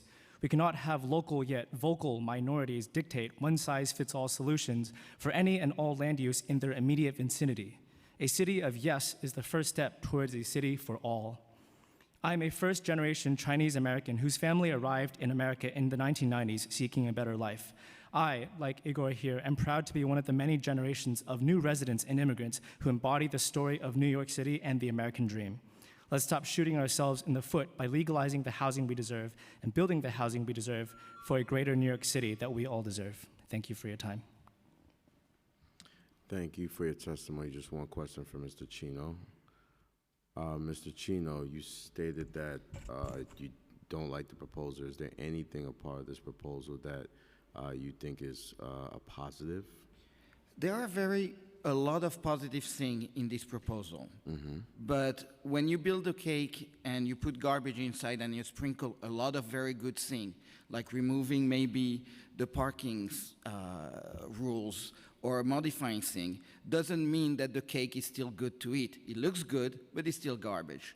And knowing where this proposal came from, the real estate industry, and seeing my own landlord, who is a criminal nonprofit called UHAB, on the list of proponents, and seeing my manager of my building in the list of proponents, and knowing how they work, I say this is garbage by every way you say it. So it needs to go back to the community boards. It needs to go back to the community, to the various community, to work it out and to come out with good, better solution. We are the city of New York. We are a city of hundreds of different ideology, background, and things like that. And the community board, if you give them the City of Yes as a starting document, let's see what comes out as an exit document that you can look at and say, this is our new City of Yes. Thank you for your testimony, Mr. Chino. Thank you, fellas, for your testimony as well, and for being patient. We're going to transition back to online testimony. No problem. Thank you. The next panel we're going to call on is Henry Euler, Zishan Ning, Daisy Colin, and Roberta Gelb. You may begin.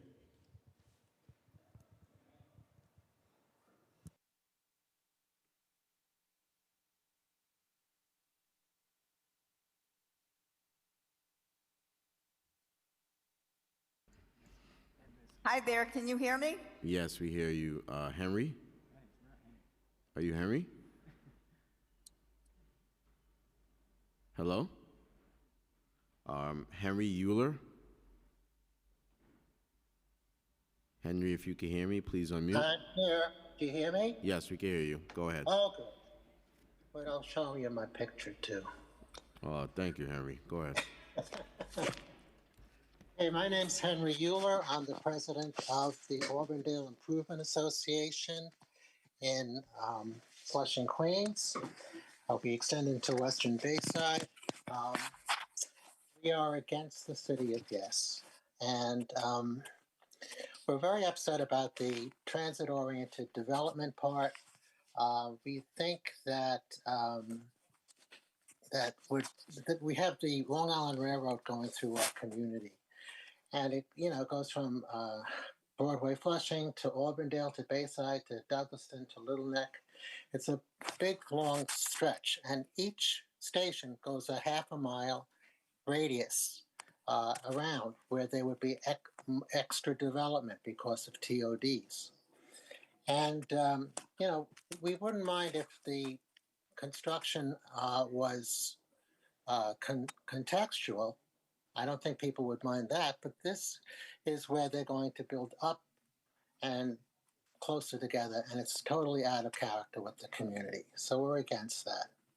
Now, the City of Yes housing opportunity was developed by the people in the real estate industry and the ones that are pro-development. And these people are not going to do anything about affordable housing, I'm afraid. I think they don't want to do it because it's not that profitable. They like to do market rate and luxury rate development much better. So the people who want affordable housing, they're going to have to work very hard to change the way things are done in the city.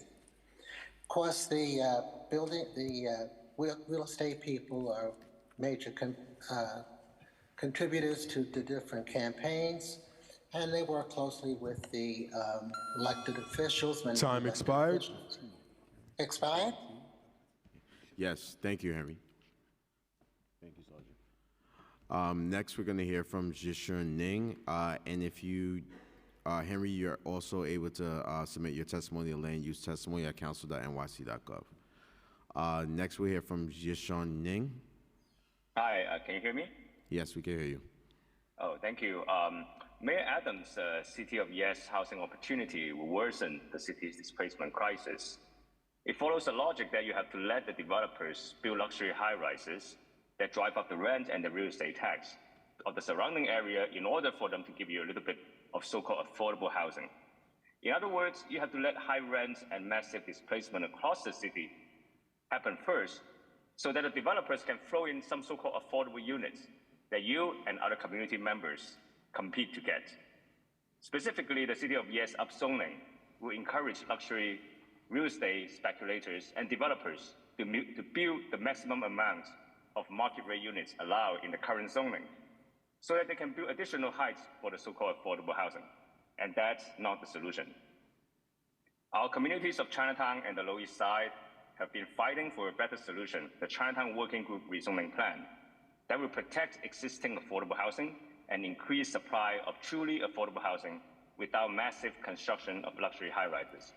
It will discourage real estate speculation by capping the height of any new development and mandate a high percentage of truly affordable housing at local income level for new developments.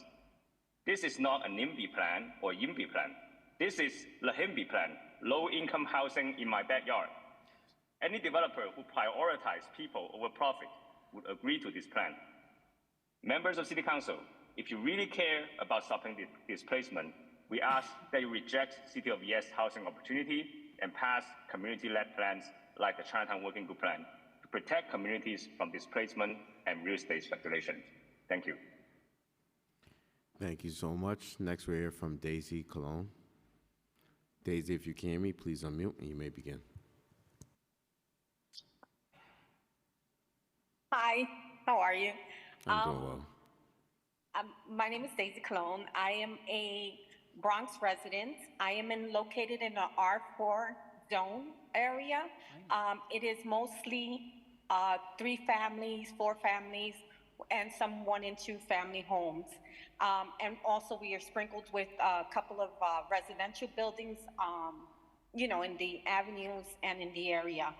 I'm actually against this plan. I think I am blessed to live in a very diverse community. I have Ecuadorians, Argentinians, Italians, Irish, Bangladesh, Asian, South Asian homeowners near me.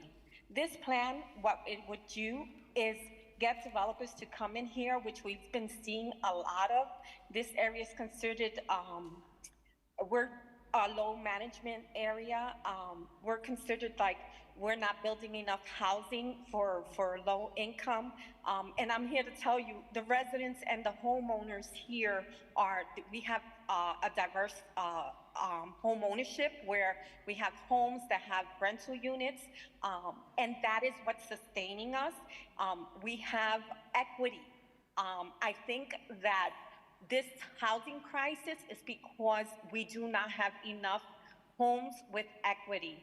We need to give our Black and brown brothers and sisters an opportunity to own equity and to afford their homes. We keep giving developers tax breaks and all incentives to build, but what about our homeowners? What about our New York City partnership programs, our Mitchell-Lamas, our co-ops and condos. What's going on with that? We need to start building equity in our areas. We need our neighborhoods to stay for Time our expired. generation. I am a first generation. Thank you, Ms. Colon.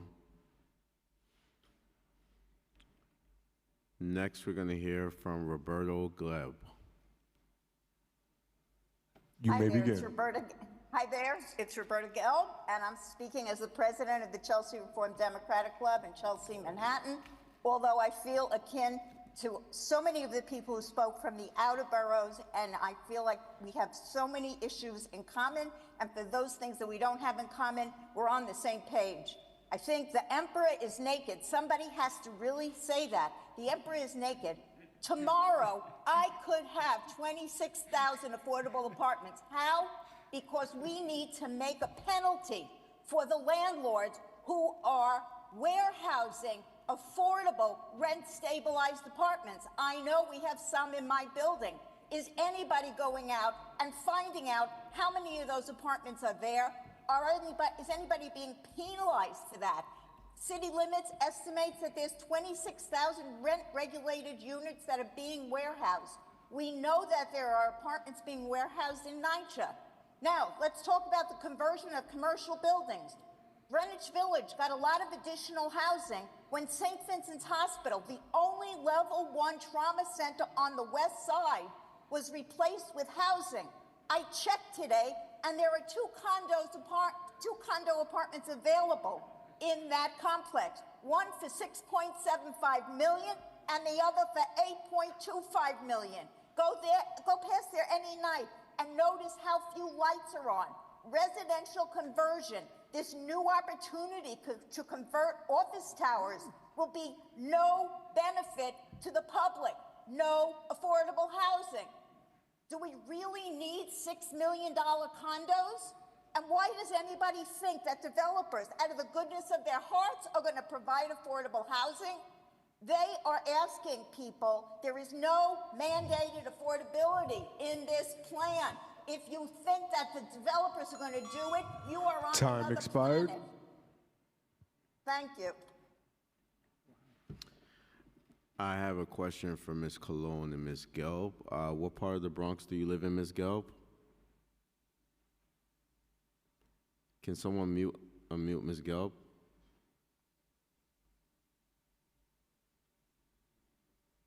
Ms. Colon? Hi, yes, I live in the Schuylerville, 104 East Tremont, LaSalle area. Thank you. And Ms. Gelb? Ms. Roberta Gelb? Can someone unmute Ms. Gelb?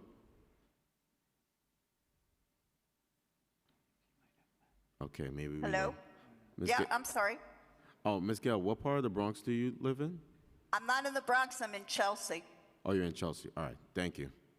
You're welcome. Okay, the next panel we're going to call on is Abigail Cliche, Ayaz Lavangia, Shamina Lavangia, and Eric Nilsson. We'll hear first from Abigail Cliche. You may begin.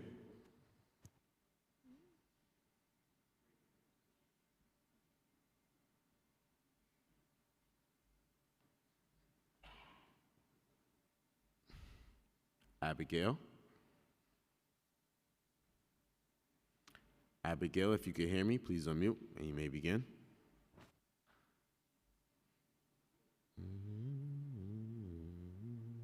Hello?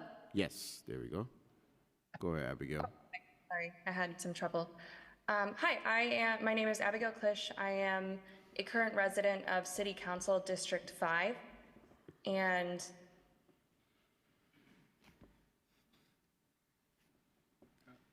Abigail? apologies. I am a current resident of City Council District 5, and I would like to voice my support for City of Yes. As I said, I currently live in District 5, which is the Upper East Side, and I would like to continue to do so. I graduated from university about 4 years ago. Me and a group of my peers from my university came to the city Altogether, most of us lived in Midtown Manhattan for the first year that we were here. The second year that we were here, I moved to the Upper East Side and sacrificed the luxury of a dishwasher, and most of my friends moved to Brooklyn and Queens, inflating the price of housing in those boroughs.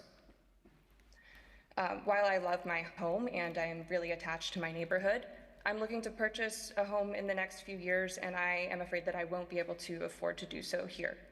My only other options, if I'd like to stay in the city, which I intend to do, are to look in the outer boroughs, and in particular, I'm eyeing District 19, which is Councilmember Palladino's district. It looks quite nice, and I see that as a more affordable alternative. Were my economic choices not as constrained, then I would like to stay put where I am. I realize that in moving to a district like District 19, I would potentially be putting extra pressure on its current residents and competing with them for housing. So I would like to once again voice my support for City of Yes and increase the overall supply of housing in the city in the interest of all of us being able to live where we would like. Thank you so much, Abigail. Next, we're going to hear from Ayaz Lavangia. Ayaz, if you can hear me. Hello. Go ahead. I'm Ayaz Lavangia. I moved to Queens 40 plus years ago, and the housing shortage is a perennial problem in New York. It's an issue that is purely based on supply and demand economics, and if there is a supply, that is the solution, and the supply will only get done if it's built. More housing is needed, period. Let me try and put it simply. When people are hungry, the solution is to provide more food. When people are sick, you supply medicine. So logically, when people need housing, the solution is to build and provide more housing. Therefore, you got to change the zoning and you got to build up. Infrastructure spend over more people is more efficient and more effective. Trying to build less density housing is difficult to support. New York City should continue to be the city of tall buildings across all 5 boroughs. Staten Island is severely short of tall buildings. Others, in pockets of Manhattan, you have completely unregulated small houses, some big buildings, etc. Uniformity would help, and infrastructure will be built to adjust for that. Therefore, I am completely for yes. Build, build, build. Thank you. Thank you. Next, we're going to hear from Shamina Lavangia. You may begin. Hi, my name is Shamina Lavangia. Thank you for letting me speak tonight. I support the City of Yes proposal. We moved to Queens over 40 years ago as a young couple while we worked and attended college in New York City. We now live in Manhattan close to one of our children, whereas the other one lives in Brooklyn. We will be retiring in a few years. We have been renters for a long, long time, but our rents have been going up continuously. Looks like we won't be able to afford the rents once we retire in a few years. It's really tough finding units at an affordable rate. I hope there will be enough supply to meet the demand in the coming future. We would like to remain in Manhattan or move to Brooklyn, but who knows? Time will tell. Hence, I support the City of Yes proposal. Thank you. Good night. Thank you. Next, we'll hear from Eric Nilsson. You may begin. Good evening, everyone, and thank you for letting me speak, and thank you for sticking this out. My name is Eric Nelson. I'm born and raised in New York City, from Staten Island, and now I live in Bushwick. And I unequivocally support everything in City of Yes. It feels like for most of my adult life, the city has been in a perpetual housing crisis because we don't build enough. I'm tired of seeing my friends of mine leave the city because they can't afford to either stay here themselves or afford to raise children here. And it all comes down because how expensive real estate is. If it wasn't for new developments that is being disparaged on this call, I would have been able to become a homeowner 2 years ago in Bushwick. And I want other people to have the same opportunities that I have. I also really want to speak in favor of ending parking mandates because the city is congested with enough cars as it is, and people should be more important than cars. Just space for people to live should be more important than cars have a space. Should be more important for homeless people to be in housing than for people to have spaces to put their cars in. Thank you for your time and have a great night. Thank you. This panel is excused. The next panel I'm going to call up consists of Alyssa Manfredonia, Juan Rivero, Joanne Sullivan, and Yetin Chu. You may begin. I'm going to call on Alyssa Manfredonia to begin. Alyssa, can you hear me? Can you hear me? Yes, I can. Okay, hold on 1 second. Good evening. My name is Alyssa Manfredonia. I am here this evening speaking as a registered New York State architect as well as a lifelong resident of City Island in the Bronx. It's easy to say that City Island and Manhattan are two different worlds. City Island is predominantly a residential community with a suburban way of life. While the boating industry is not the same as it has been years ago, we could say our community is one of the very few places left in New York that holds a quaint nautical suburban character. It maintains the title of the seaport in the Bronx, and we would like to keep it that way. The City of Yes would open the doors for this to be destroyed. City Island, as well as other special district areas, need an abundance of special district zoning to prevent overdevelopment that our infrastructures, land, and public resources cannot physically sustain.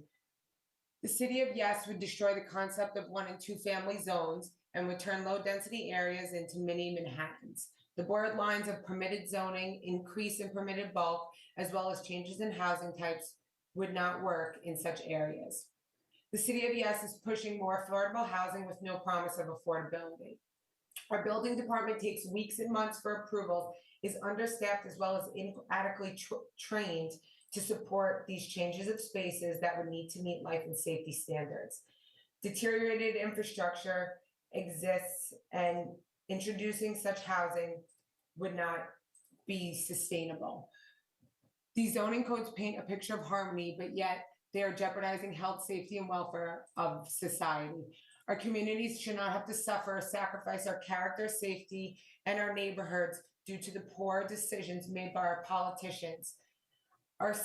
We should be focusing on revitalizing our existing conditions of our community and truly fixing current infrastructure, bettering our schools, properly training our municipality departments, and reusing existing space and not permitting development. Just for an example. Time expired. Thank you. Thank you. Next we hear from Juan Rivero. Good evening. I'm testifying on behalf of Village Preservation, a community organization working in Greenwich Village, the East Village, and NoHo. We strongly oppose multiple provisions in City of Yes for housing opportunity. This plan is based on the notion that building more unaffordable housing will have a trickle-down effect on the entire housing market and benefit everyone. This is doubling down on the failed policies of the past and a misguided approach that posits that deregulation and a build, baby, build approach will solve our problems. It will not. Currently, New York City builds more expensive housing than any city in the country, and our existing zoning allows for hundreds of millions of additional square feet of residential development, which could accommodate millions of more households. The problem isn't that we're not building enough housing. Housing construction in New York City has actually outpaced population growth.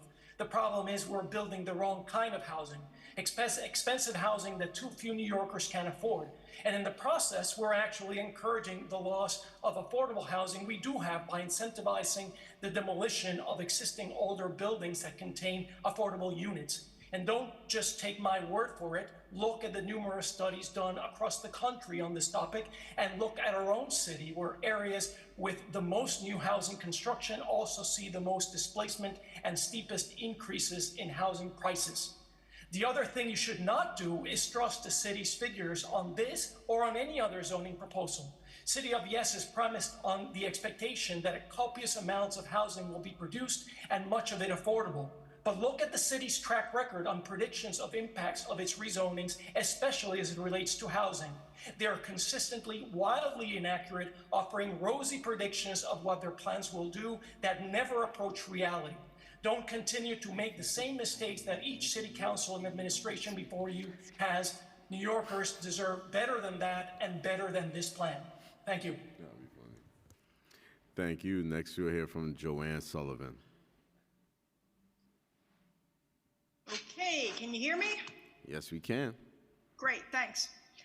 City planners blame the lack of affordable housing on limited housing production. I'd hardly call the recent rate of housing production limited.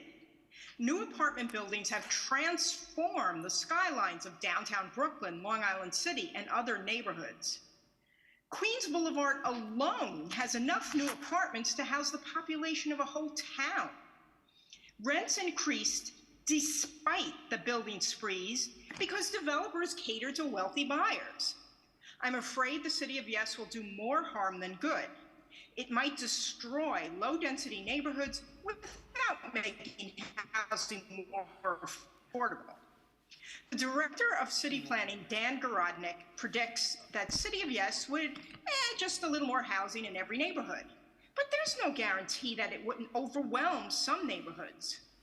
It might be easy for people who live in buildings that wouldn't be drastically affected by the plan to preach that every district must be part of the solution.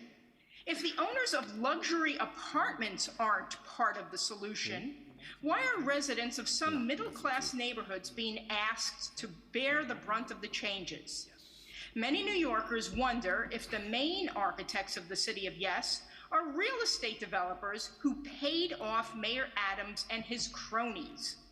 In light of Mayor Adams' indictments and the flood of resignations in his administration, we want authorities to investigate possible corrupt motives behind this massive proposal. To restore faith in our city's government, please listen to the majority of community boards that voted against the City of Yes and reject it, or at least pause it while a cloud of corruption overhangs City Hall. Thank you. Thank you. The last person on this panel is Yetin Chu.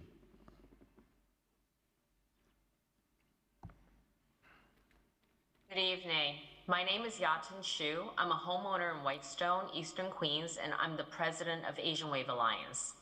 AWA represents the interests of thousands of residents, property owners, and voters throughout New York City.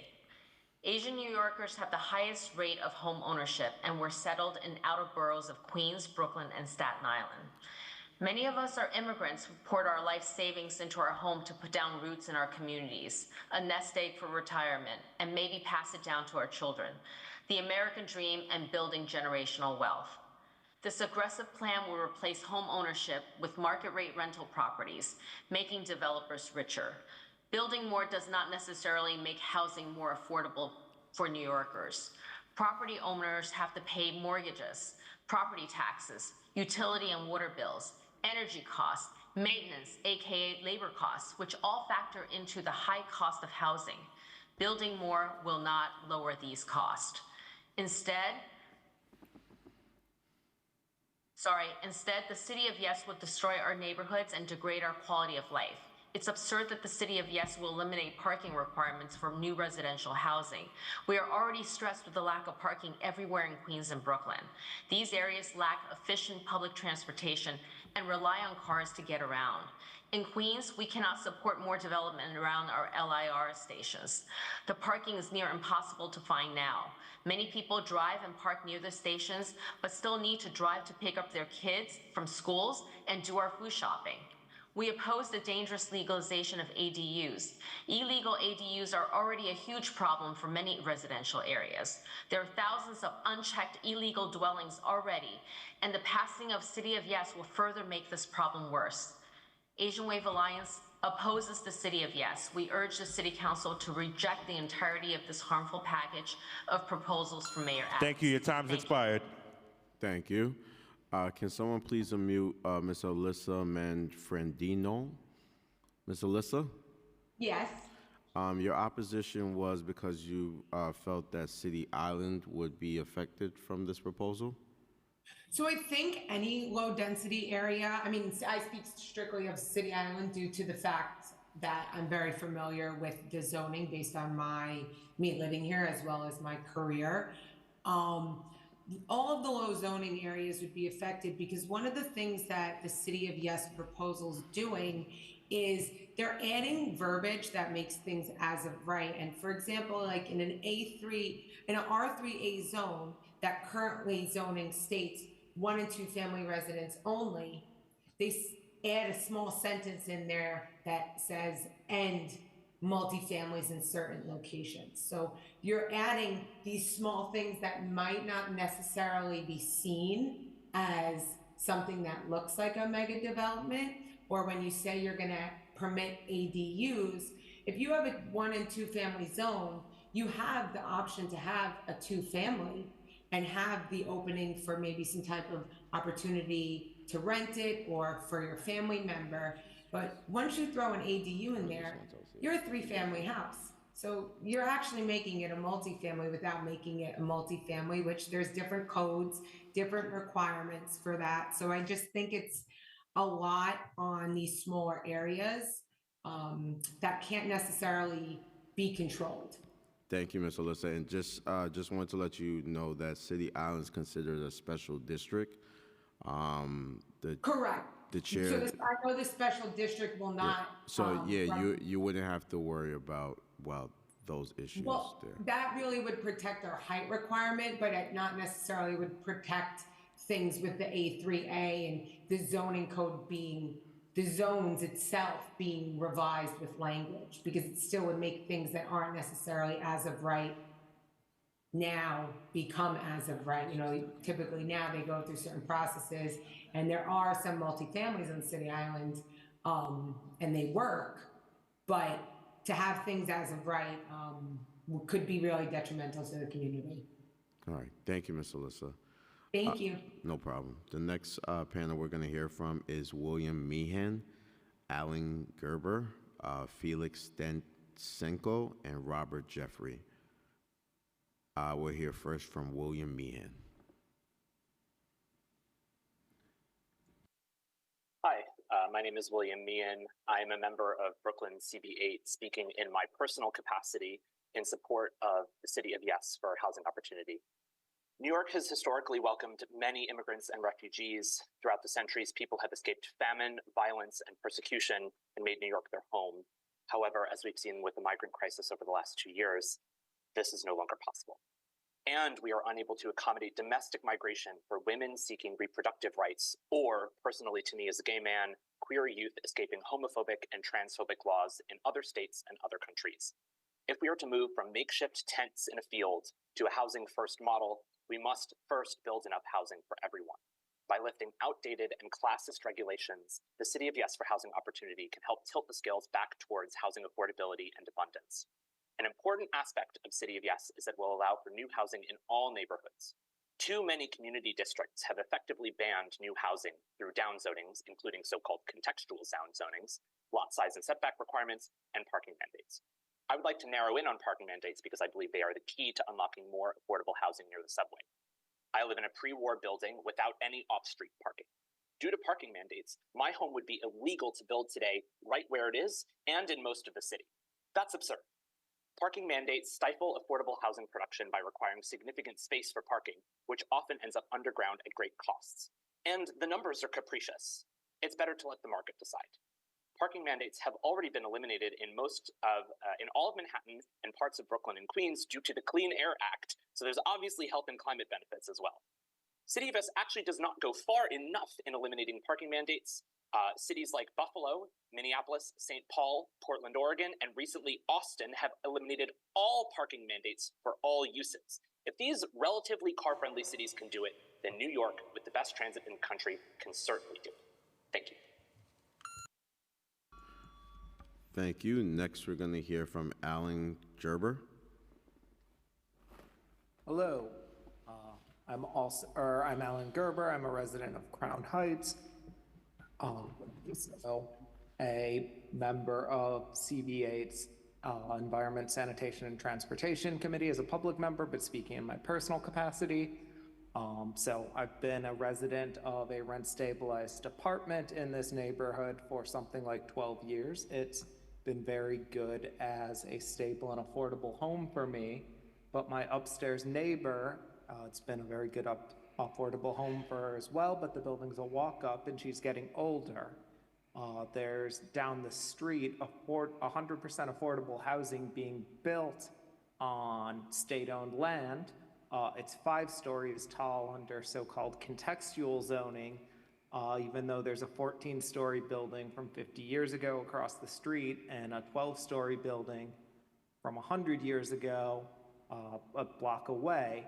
And because of down zonings like this, we don't have enough affordable housing for my upstairs neighbor to move to an apartment with an elevator that she would need, or that would make her life easier in her age. And that's true of a lot of people as they go through life. There's just not homes available that meet their needs. And so we need to pass City of Yes so we get more housing so people can find housing that meets their needs as they go through life. Thank you. Thank you. Next, we're going to hear from Felix Stetsinko. Felix, if you can hear me, please unmute. Thank you, Mr. Riley. Can you hear me? Yes, we can hear you. Alrighty. Hi, everyone. Good evening. My name is Felix Stetsenko. I'm a renter living on the Upper West Side, Community District 7. I'm really excited about the City of Yes for Housing Opportunity Initiative, and I hope the council members approve this proposal in its strongest possible form. Why? Because I'm a transplant to the city. I moved here from Florida, the stop in Washington, D.C., because living in New York was my lifelong dream. The skyscrapers, the culture, the diversity. I moved here because I could also afford it. I already had a well-paid white-collar job and a brother who was willing to let me live with him for a year while I gathered up savings and confidence to strike out on my own. But I don't want to be surrounded by only people with well-paid white-collar jobs or those with very nice brothers who let them crash for a full year. I want to be surrounded by the artists, the dreamers, the immigrants who come here looking for the American dream. I want to live in the city that first welcomed my parents 40 years ago, immigrants from the Soviet Union who came without a penny in the bank account. I want to live in a city that's affordable for all who make New York, New York. And what does City of Yes do for all of us? It allows our city to build more housing to grow. It would open up lots next to subway stations that today are filled by single-story big box stores to instead be filled by apartments and ground floor retail. It would incentivize the construction of thousands of new units of permanently affordable housing in every single neighborhood. Ours is a beautifully vibrant, diverse, magnificent city, and by adding a little more housing in every neighborhood, I strongly believe City of Yes will make New York greater and even more vibrant. Thank you for your time and the opportunity to give testimony this evening. Thank you so much. Next, we're going to hear from Robert Jeffrey. Robert, if you can hear me, please unmute and you may begin. Thank you. Thank you, everyone, for taking the time out to address these issues and listening to the community. I am an active member on my community board here, a sitting member on my community board here in Community Board 1, Williamsburg and Greenpoint, and I am coming on tonight to say I am for City of Yes. I really am looking forward to the hundreds of thousands of housing we're going to get potentially over the next 10 years and the income that's going to bring in. And I'm really looking forward to being able to find housing that doesn't require parking mandates, because that's going to really lower the cost of housing for a lot of people, and also just give more people opportunity to move into the city and be able to enjoy everything that we enjoy in the city ourselves right now. And I would like for you all to vote yes on City of Yes. Thank you. Thank you. This panel is now excused. The next panel I'll call up consists of George Tormo, Doris Hughes, Maria Fischholt, and Steve Barrison. I will call on George Tormo to begin.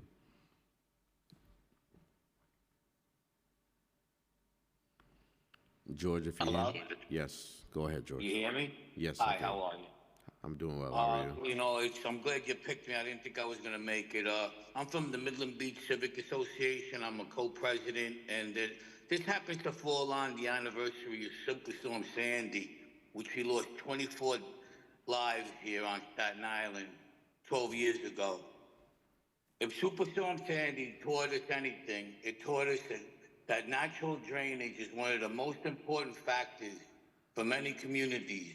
After this storm, many damaged and destroyed homes were purchased by state.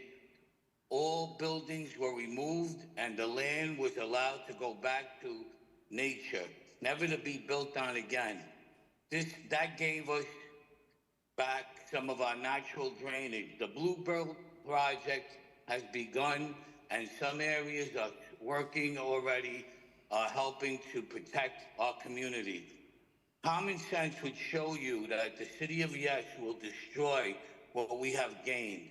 Will destroy our beachfront homes and low-lying communities should a large storm happen again. And Governor Hochul's understanding and preparing for our changing climate study, it was stated that water runs off concrete and asphalt almost immediately and could exceed the designed limits of sewers quickly draining rain, retaining the creating green and unpaved spaces around your home can help reduce flows into the sewer by reducing the amount of storm water runoff your property sends to the sewer. It also stated that New York City faces a heightened risk of flooding. Your time's expired. Hello? It's expired. Thank you, George. The next person we'll hear from is Doris Hughes. Hello, can you hear me? Yes, we can hear you, Doris. Hi, good evening. My name is Doris Hughes. I'm a lifelong Queens resident, currently living in Little Neck, and Little Neck is vehemently opposed to the City of Yes for housing opportunity. It will destroy the fabric of our communities and the way of life we work so hard to achieve. One size does not fit all. It's kind of arrogant of our elected officials to push this through without community involvement and proper input. The City of Yes will have an adverse environmental impact, taking away green space. It will overburden the infrastructure and increase crime in our neighborhoods. Little Neck is already parking challenged, as most units have multiple cars. This is passed. If this is passed, it will cause taxpaying residents to leave. Hundreds of thousands have already left the city due to affordability. There are currently thousands of vacant NYCHA units in New York City, as well as vacant office buildings that can be converted to residential units. Why isn't that being done? This is a power grab. The City of Yes will take away the review and approval process from community boards and council members. New York City has affordability crisis the City of Yes will not solve. This is a land grab that only benefits the developers. As an employee of a national real estate lender, I've seen developers withdraw of affordable units, even if they incur penalties, just so they can charge market rents. The City of Yes will not produce affordable units. And in light of the corruption scandal the current administration is mired in, the City of Yes must be rejected. The city must work with local communities for solutions that will benefit all residents. Thank you. Thank you. The next person we hear from is Maria Fiocchi. Fiocca, thank you. Fiocca. Good evening. My name is Maria Fiocca. As a lifelong resident of Flushing, Queens, I am deeply concerned about the City of Yes legislation and its potential impact on my community. The Broadway North Flushing neighborhood, which is listed on the National Register of Historic Places, is a source of immense pride for many of us who have called this area home for decades. The provisions within the City of Yes pose a serious threat to the character and integrity of our historic neighborhood. The transit zone provision will lead to the demolition of cherished homes, including my own 100-year-old residence, in favor of multifamily units with minimal green space and zero parking mandates. ADUs will further encroach on our already limited backyards, depriving us of sunlight and privacy. Moreover, our community's infrastructure is not equipped to handle the influx of new housing that the City of Yes will bring. We already struggle with flooded basements and streets during major storms and are asked to limit our appliance usage during hot summer days because of the strain on our resources. Increasing the housing without the necessary improvements in sewage, police, fire, schools, and sanitation services will only exacerbate these issues. I have closely followed the testimony presented through the City Planning Commission and the Queensborough President, and it is clear that the primary supporters of this legislation are land developers, officials who reside in landmarked buildings, nonprofit and for-profit organizations that use scripted narratives to demonstrate their backing. This raises concern about the true motivations behind the City of Yes plan and its potential to benefit certain groups at the expense of the long-standing residents like myself and my family. While I understand the need for affordable housing because everybody deserves a home. Thank you. Your time's expired. Thank you, and I just want to say you should vote no, just based. Thank you. Next person we'll hear from is Steve Barrison.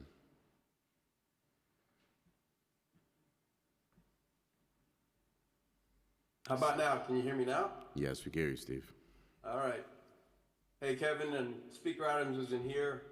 I don't know you, Kevin, but I've been testifying since 1983 in front of the City Council. I wish I was there today, but I've been sitting here since this morning listening. That was before I was born. I'm a land use real estate attorney, Kevin. I've studied this all over the whole city. I've listened to every testimony today. This is giving up your power as a council person to represent your constituents. All the people that spoke, the previous speaker, Maria, hit it right on the head. I never knew. I guess I'm old. I looked up at 4 different websites, and most of the testimony of the younger people today in their 20s and 30s was right out of those websites, giving you suggested transcripts to pull from and speak. So it's incredible. It's as if they don't know the facts. So here's the bottom line. It is a big lie. And I live here. My family's been here since 1898 in sunny Sheepshead Bay. And I will tell you, you could build 5 to 6 million new units right now without changing one word of the zone. So the whole idea of you got to change it to build is a lie. So do not hitch your wagon to the sinking mayor. Do it for your constituents in the city of New York. Affordability is what's lacking. We've heard that 1,000 times. What else can I possibly tell you? You got to vote no because it's about you and me and us in the city of New York, a big fat no. The 81% is a lie. It's just that fake Open New York, and there's 3 other group organizations that say the same thing. It's a 2-to-1 vote in this city. We've literally went around to over 225 organizations in 175 communities. Most of the people are opposed to this. Why? Because you have the ability now to build as much housing as you could ever want. You want to build affordable housing? Say no to this. Kevin, please contact me. I will bring experienced planners like some others that had spoke, and we'll help you put together Your time's a plan expired. for New York Thank City. you. Vote no. Thank you, Steve. This panel is excused. The next panel I'm calling on is Kara Elkham, Isabel Kirsch, Sam Zimmerman, and Molly Liu. I will begin first with Kara Elkham. Kara, if you can hear me, please unmute and you may begin. Hello, thank you so much for having me today. I am a 4th-generation New Yorker coming out strongly in favor of City of Yes. My great-grandparents moved here as garment workers in the early 1900s. Unfortunately, my family was not so lucky so as to buy and then hold those properties. So primarily throughout the course of my family's history, we've been renters, and that means that we've been pushed to different neighborhoods as the cost of housing has increased over time. And just want to respond to the comment made by the previous speaker that there's sort of a concerted, organized effort to get young people out to speak today in favor of City of Yes. And I think you're hearing so many voices from the next generation of New Yorkers because people are upset and they're desperate and they want to be able to continue to live in New York. there is a preponderance of evidence to suggest that increasing supply does, in fact, increase affordability. That means building all types of housing. To deny that evidence at this point is comparable to denying basic science like around climate change. We really need to treat this as a crisis that is of that magnitude and is not just a crisis that is going to be occurring, in the future, but something that is happening today and is pushing people out who have had long family histories in the city of New York, yet can no longer afford to live here. So I just wanted to really emphasize that all aspects of the City of Yes proposal are important to getting more housing built, and that there are many people in my generation, 32-year-old renter living in Brooklyn, but previously lived in Manhattan, who are really care about seeing this getting passed, and it's not some kind of organized effort, but rather a byproduct of true. Your time's expired. Thank you. Next, we're going to hear from Isabel Kirsch. Hi, my name is Isabel Kirsch, and I live in Sunnyside. Thank you all for your time. I know it's been a very long day, and I'm really appreciative of you being here and taking my input. And I'm here because I unequivocally support City of Yes, and I hope that you will pass it resoundingly and in the strongest possible form. I am a very new New Yorker. I moved here recently for a new job that I was very excited about. And it's really been the most challenging apartment search and transition to a new city that I've experienced. And it's really been even more daunting than what I was expecting. I'm incredibly lucky to have an aunt who lives here in Sunnyside and to be able to stay with her while I get settled. And I really don't know how my move would have been possible to pursue this professional opportunity without this landing pad. And I know that I'm obviously in a really select minority of lucky people who have a landing pad when they get here. So you really feel that 1.4% vacancy rate. I feel it at open houses. I feel it when I'm rushing to respond to an apartment listing, when I'm spending money on application fees over and over and over again. And of course, just seeing the people who are experiencing homelessness on our streets every day. We need all kinds of housing for all kinds of people. So that means market rate, that means low income, that means subsidized, that means affordable housing. And in the strongest possible terms, City of Yes is what we need to help us get there. My grandmother arrived in New York as a refugee after the Holocaust, and I strongly believe that this city is and still should be a beacon of opportunity and of hope. And unfortunately, our current housing crisis makes that vision feel pretty far away. So I'm incredibly enthusiastic about City of Yes as a one step in the right direction to make New York to continue to be a welcoming place for immigrants, for new arrivals, for people who are seeking, following a dream of being in New York for whatever that reason may be. And I'm so appreciative of all of the thought and care that has been put into this. Thank you. Your time's expired. Thank you very much. Thank you, and congratulations on your new job. Next, we're going to, hold on a second.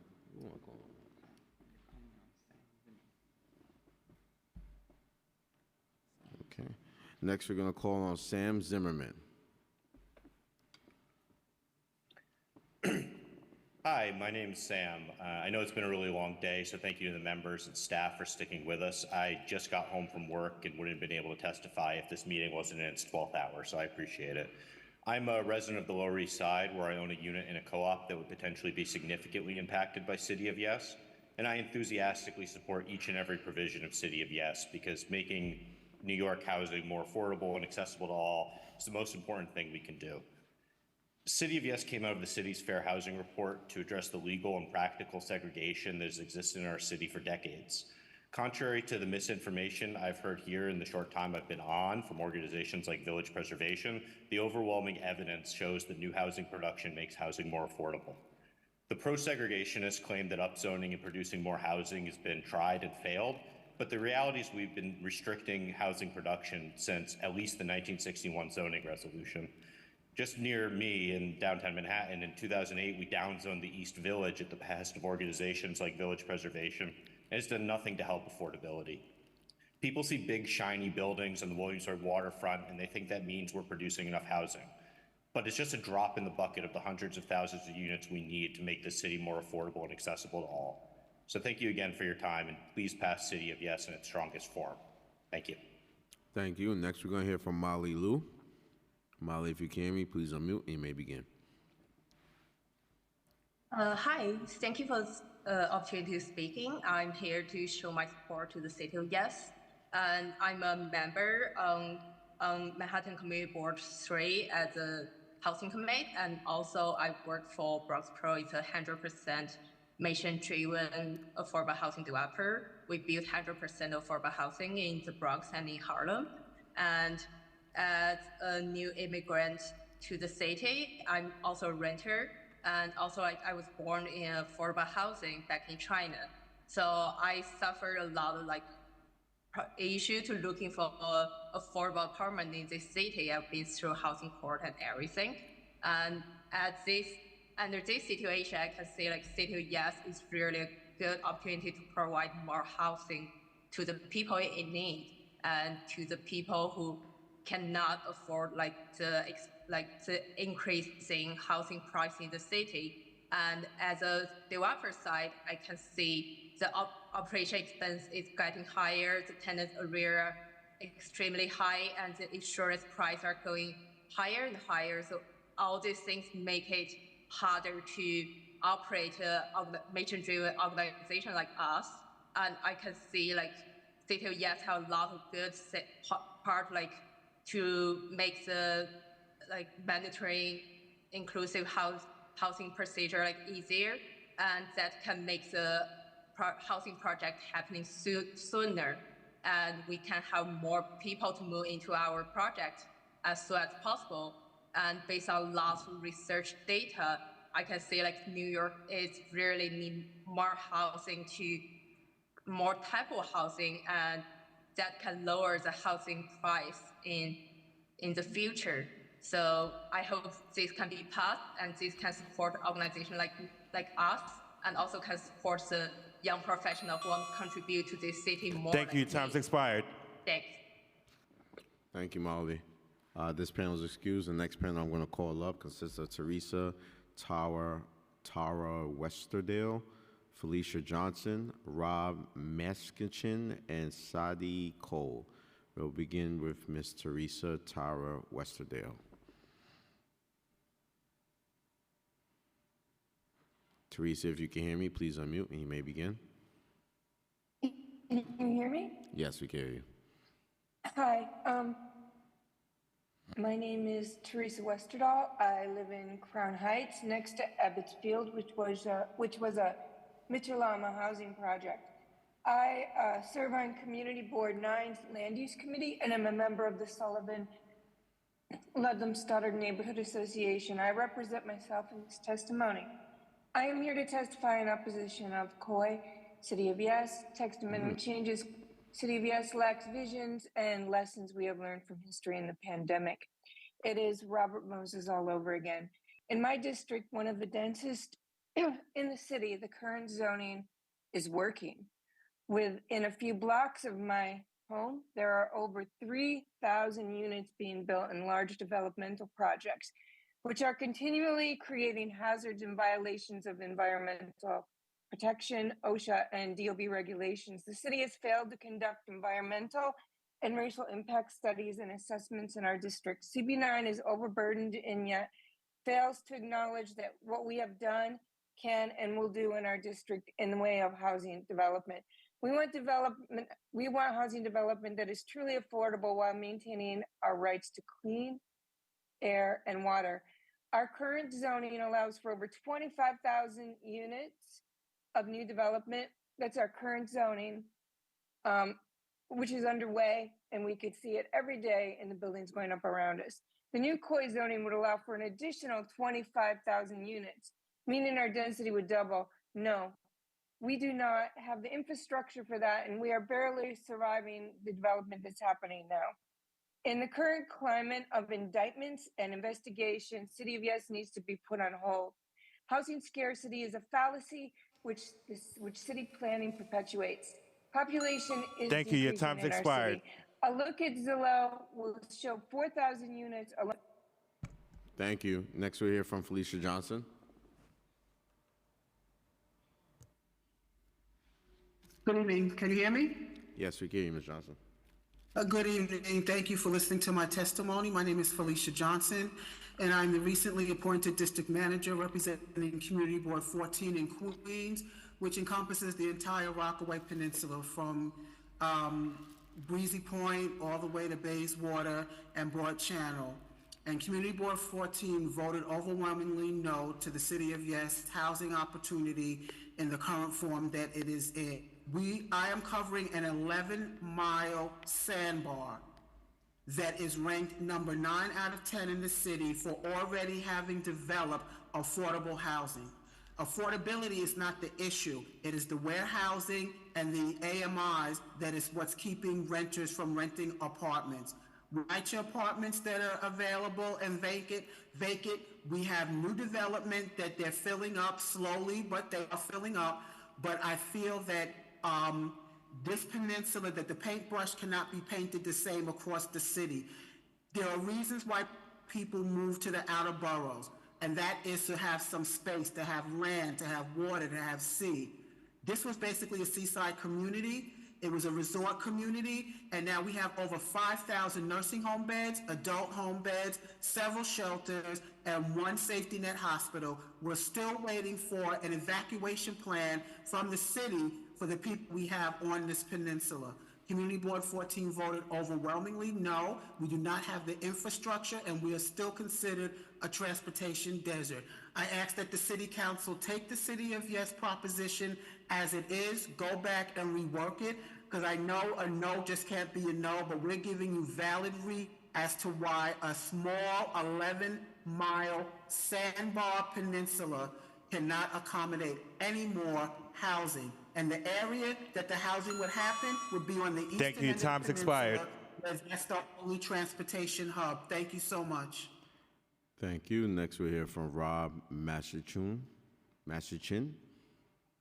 Rob, Thank you, Chairperson. A little more. It's Rob Mazzucci. So I am president of Marine Park Community Association, 20,000 homes, 50,000 residents. I've heard people say that 80% of the people are in favor of this. 80% of the citizens of New York are in favor of this. I don't see 80% of the people voicing approval for today. We move into these neighborhoods, as Ms. Johnson just said. We live in a 1 and a 2 family home because that's where we choose to live. The City of Yes is a broad stroke which allows for drastic changes in a neighborhood without input from the people in the community who reside in the neighborhood. Now, the City Council, the most important function of City Council is land use. This bill takes land use away from the Community Council and from the community boards. It can't happen. Now, I've heard some people complain about what their council members do and don't do. You know, each community board is different, and each community board has different needs, and it should stay with the council members and the community boards to decide what goes on in their neighborhood. This bill does not provide affordable housing. If you want to address affordable housing, address affordable housing. This bill allows for developers to build whatever they want, wherever they want. It's 1,383 pages, and I'd like to know how many people who testified today and how many council members read the entire 1,383 pages. I'm an attorney, and I know what I can do with 1,383 pages. If I want to build something, I could build it. The bottom line is, at the end of the day, the developers are going to make a fortune.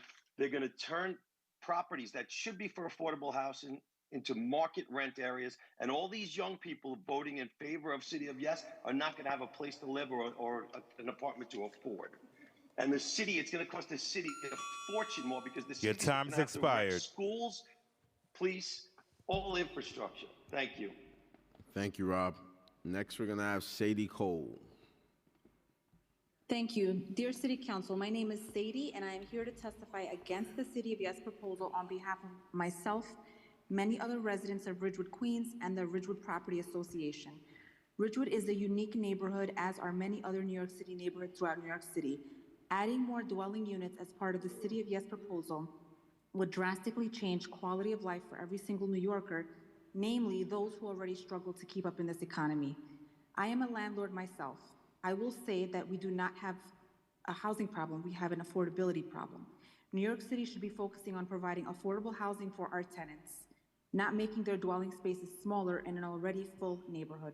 We are not against tenants and we are not against the homeless. We are looking to call a spade a spade. Developers are advertising this plan as building out market rate apartments, but on the contrary, these apartments will not be affordable to the everyday New Yorker, but would rather further the gap of the Great Divide and make New Yorkers poorer. Stop punishing the population and our tenants. Unlike in the past, this plan was not put together by city planners or from neighborhood or civic group input, but rather by big developers alone as part of Mayor Adams's uncomfortably close relationship with these groups. Those same big developers earlier today, as I was here since this morning, have claimed that no drastic changes would occur. That is completely inaccurate, and in fact, for Ridgewood, for example, this would allow for additional units upwards of between 300 to 500%. So it could go from our current 10,000 units to up to 60,000. This has been confirmed by a seasoned city planner who spoke earlier today. The City of Yes proposal will be the catalyst to ushering in Agenda 2030 and ultimately 15-minute cities, which will allow government to unconstitutionally control New Yorkers' everyday movements. I am here today to voice my neighborhood's opposition to this proposed land use and to urge undecided representatives such as Sylvina Brooks Powers, Natasha Williams, and Adrian Adams to not violate their oaths of office and to support their constituents' voices instead and vote against this measure. This measure would be— Thank you. Your time's expired. Thank you. Thank you so much. The next panel we're going to call on is Nancy Kong, Alina Stacheva, Yehuda Polak, and Clayton Sanford. We'll begin with Nancy Kong. Thank you very much for your time, and I know it's late, so I will be very brief. I live in District 1, one of the most densely populated communities in the city. I grew up in a tenement and a Mitchell-Lama. I implore the City Council to vote yes. I am clearly not one of the 20 or 30-year-olds testifying in favor of the City of Yes, but I do agree with them. I have not seen our city in such a state since the 70s. We are in dire need of housing. We have multi-generational families living together. We have immigrant families all piled or not able to afford housing. We need bold, brave, and dramatic change, and this is the time. Thank you for your time. Thank you, Nancy. You're the best. Next, we're going to have Alina Stacheva. Hi, can you hear me? Yes, I can hear you. Good evening, Chair Riley and members of the subcommittee and council. Thank you for the opportunity to testify in favor of the City of Yes initiative.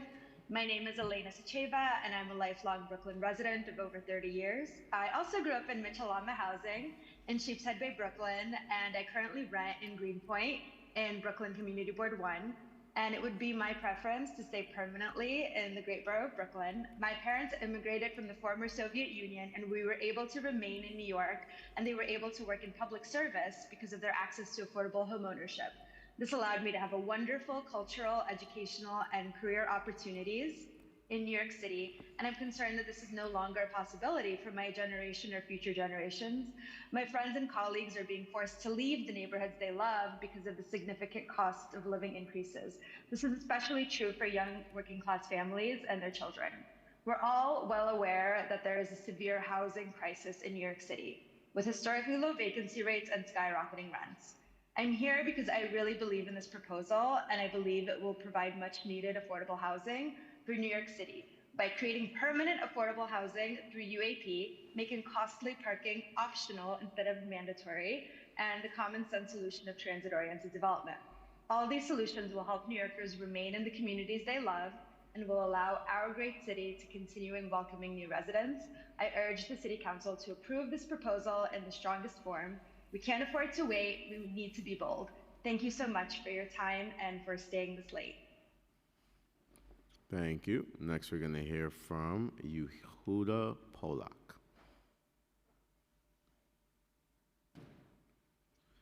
Hi. Hi. Can you hear me all right? Yes, I can hear you. Okay. Hi, I'm Yehuda Polak. My family's been in New York City since we came to the Western Hemisphere. I grew up in Kew Gardens Hills in Queens. I'm 27 years old. I just moved out of my parents' house. It is not a secret to anyone that there is not enough housing and there are not enough places to live in New York City that are affordable to young adults. My brother just had twins earlier this year, and he needed to move out of his apartment because he needed more space, and he was living with his in-laws because he was just taking a really long time to find a place with enough space for his family. Now is 6 people, and he was able to do that because he's lucky, because he had people in the city to fall back on to live with while he was looking for an apartment. And it is just impossible to find a home, and we need more of it.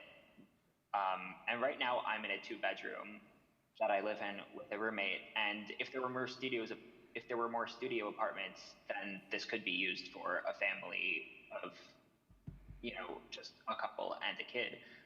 But right now it's 2 adults taking up a 2-bedroom apartment on our own, living in separate rooms because there just aren't enough studio apartments. If there were, there just needs to be more housing of every kind in New York City because there are not enough places to live and it is not affordable enough. So I'm in favor of the City of Yes. Thank you. Thank you. Next, we're going to hear from Clayton Sanford. Clayton, if you can hear me, please unmute. You may begin. Good evening. My name is Clayton, and I'm a resident of Hamilton Heights. I want to thank everyone for taking the time to do this. I'm an enthusiastic supporter of City of Yes for all the reasons that have been mentioned ahead of now. For most people my age, just like Yehuda, we all know people who are living with their parents and don't want to be, people who are living in smaller accommodations than they are, or not living in the neighborhood or even the city that they want to be in. And this housing shortage has enacted a huge toll on so many people who are near and dear to me. I wanted to speak in particular about the the UAP provision. In my district, which is Community District 9, Manhattan, we've built only at most about 300 affordable units in the past decade. And really anything we have to increase the capacity and to encourage people to build more units in general and more affordable units in particular would be critical. So I'll keep it brief because it's so late, but thank you everyone for being here. And please, I urge everyone to support the City of Yes in its purest and fullest form. Thank you.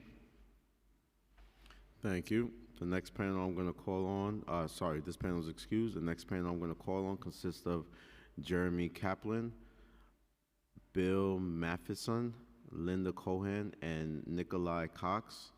I'll first call on Jeremy Kaplan. Hi, how you doing? Thanks. It's very late. I'm a rent stabilized tenant. I'm in Sunset Park, Brooklyn. I think that we've heard a lot of disinformation. I think the whole thing about supply, we need to keep building and building.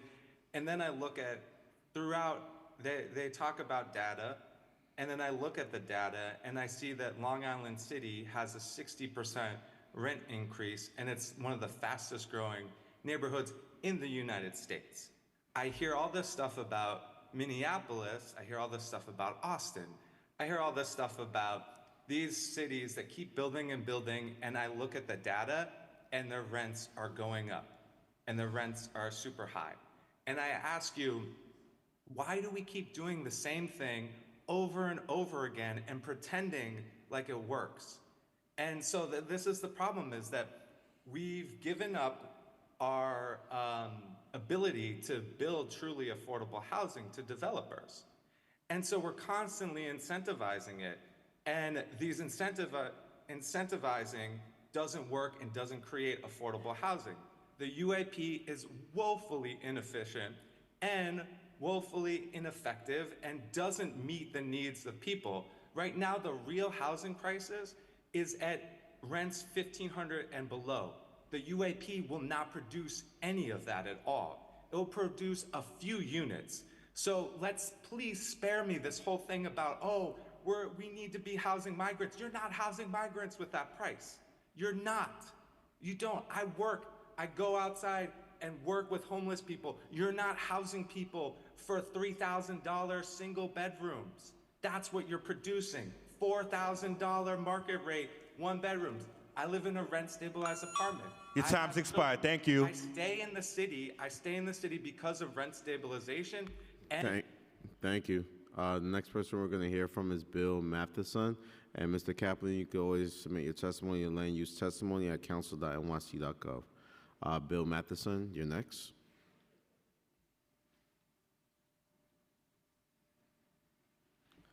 Bill Matheson, are you next? All right, while we wait for Ms. Matheson, I just want to give a shout out to the DCP team that's still in here today. Thank you for sticking by. We really appreciate it. Bill Matheson. Okay, we're going to move to Linda Cohen. Hello, my name is Linda Cohen. I'd like to speak about two issues. Hello? Okay. Can you hear me? Yes, we can hear you, Ms. Cohen. Okay. First, I keep hearing today that there are thousands of vacant apartments that are currently available. Rent stabilized apartments that are vacant, boarded up houses that are available, commercial buildings that can also be used for housing. What are the real numbers? Is CPC being transparent about these numbers? Is CPC doing something to make these unoccupied apartments readily available for housing? Why aren't we using what we already have before we disrupt existing neighborhoods? Chair Riley, please help to provide transparency about the numbers by asking CPC, DCP to provide more about these numbers. Also, I understand that the zoning change does not require new buildings to provide affordable housing. I find that bizarre, and it feels like we are being swindled. Without mandates for affordability, City of Yes will just be helping the real estate industry and the rich. It will not filter down to those in need. The second issue that I'd like to bring up is the climate crisis. We have seen increased destruction and drownings here from climate change, and according to climate scientists, including those from the New York City panel on climate change, there will be increased flooding in the future. The FEIS for City of Yes states that there is no significant impact for climate change. How is it that this plan, which will allow us to place concrete over so much permeable space, will have no significant effects? Can we please hear from our DEP Commissioner Agarwal, who is also the city's chief climate officer? Does he approve of this plan in terms of resiliency? Chair Riley, to bring in more. Thank you. Your time's expired. Thank you. Thank you, Ms. Cohen. You can always submit your testimony and land use testimony at council.nyc.gov. We'll hear from Bill Matheson. Bill?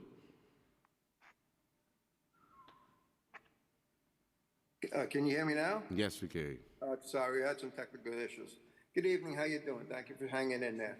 I'm a third-generation resident of Garrison Beach. I'm the president of Garrison Beach Property Owners, representing over 5,000 people in our neighborhood.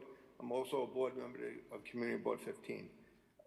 The City Yes program was presented to us in a 10-page little pamphlet, but they didn't go over all the little hidden stuff that was in the 13-page document. This is a land grab, and it doesn't help the residents. You want to help affordability? Put restrictions on building all these new locations.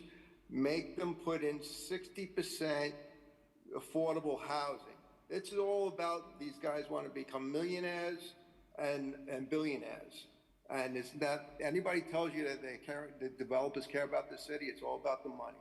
So, and we have building codes that are in place that work very fine and well, and we should maintain it. It's a big no to the City of Yes, because it's just a land grab, and nobody's gonna get any benefit of it other than the builders and the developers. They're holding real estate now until this goes into effect, and then they're gonna be ripping houses down, and they're gonna be displacing people, which is gonna increase the homeless problem. because the people they displace are not going to be able to afford the building units they're putting up.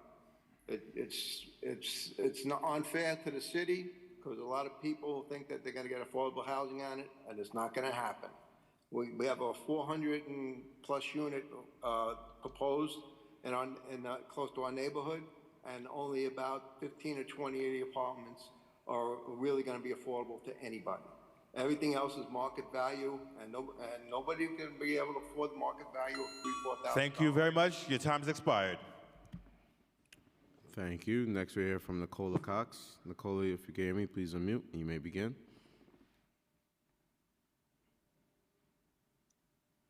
Okay, good evening. My name is Nicola Cox. I'm a resident of Brooklyn's Community Board 9 in Crown Heights South.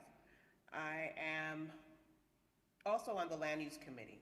We voted no on City of Yes because of a number of concerns about, including about a UAP. Tonight, I'm speaking for myself, and I've agreed with many of the concerns expressed today.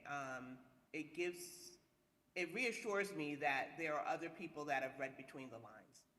While City of Yes is marketed as developing a little bit of housing everywhere, the bulk of development, especially affordable housing development, focuses on UAP, which currently targets medium to high density areas defined as R6 and higher. Many of these areas already have high levels of development, gentrification, and displacement. I'm specifically concerned about the 1 and 2 family homes on lots zoned R6 and R7 during the 1961 rezoning. These were mostly in areas targeted for people of color. As a result of this zoning, our 1 and 2 family blocks are now deemed to be underbuilt and are being targeted for UAP. UAP is giving a 77% zoning density increase to R6 lots on narrow streets, compared to the zoning increases on contextually zoned communities, which are much lower. This will increase the tear down and rebuild speculation in areas like mine, which are already overwhelmed by development. As we have said in CB9, we've done our fair share. Does a 77% FAR increase sound like it's a modest contextual development? No. When I reviewed DCP's Pluto data, I noted a few things. Approximately 80%. Thank you. Your time's expired. Thank you. The next panel we're going to call up consists of David Pecoraro, Mark Young. Pecoraro. Thank you for correcting me. Joe Enright and John Sheridan. First, we'll begin with you, David. Good evening. My name is Dave Pecoraro. I'm a member of Community Board 13 Queens and the secretary of the Rosedale Civic Association, but I speak as a 58-year resident of Rosedale, Queens. First, I'd like to paraphrase Governor Tim Walz of Minnesota, who said and I'm speaking to those who wish to impose the City of Yes upon our community board and our neighborhood. And what he said was, mind your own darn business. If it's right for your neighborhood, fine. It's not right for our neighborhood. And I want to thank council members and the staff present today for their time. I hope that you have listened to your civic associations, the homeowners who have voted for you and pay your salaries with their hard-earned tax dollars, as our council member Savina Brooks Powers has done in Rosedale. I hope you also listen to the unpaid members of the community boards like me, who joined with our unanimous Board 13 in Queens to reject this ill-advised proposal, as opposed to the paid representatives of the real estate industry and their allies who will benefit from the destruction of the middle class in our city. The fairest way to deal with the City of Yes would be to listen to the community volunteers appointed by the borough presidents to the community boards of this city. Simply target the plan to those board areas in those communities who have approved this plan.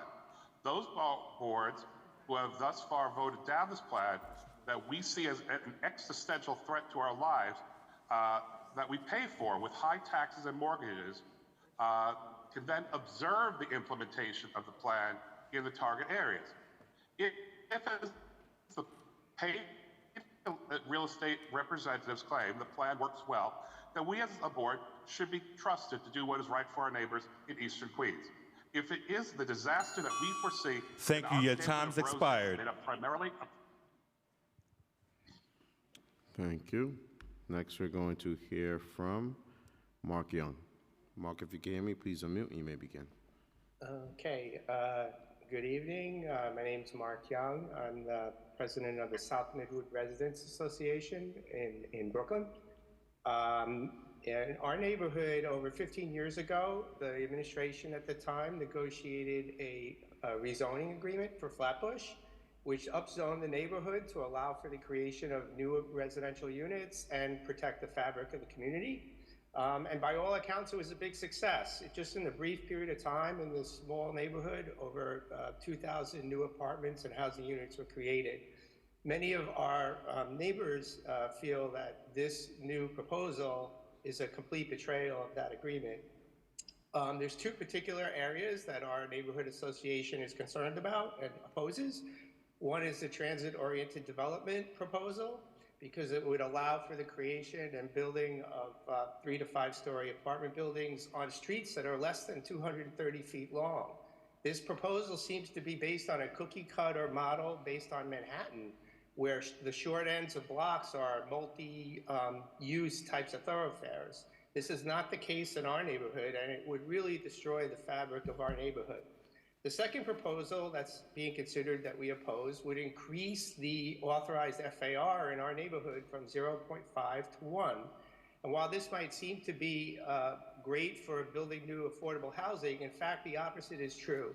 What it's done in our neighborhood and the neighboring areas is allow for single-family wealthy residents to just build large McMansions on their properties, which is completely the opposite of the goal of the City of Yes. So I urge you and the other council members to oppose those two pieces of the proposal. Thank you. Thank you. Next, we're going to hear from Joe Enright. Howdy.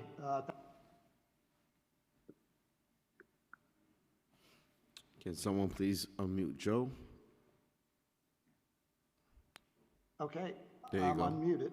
Yes, go ahead. Okay, thank you. I'm from West Midwood in Victoria and Flatbush. We have a mall here on Glenwood Road that's been the town square of this neighborhood for 120 years. It's a 10-foot wide strip of trees and grass that separates the single east and westbound lanes of Glenwood Road.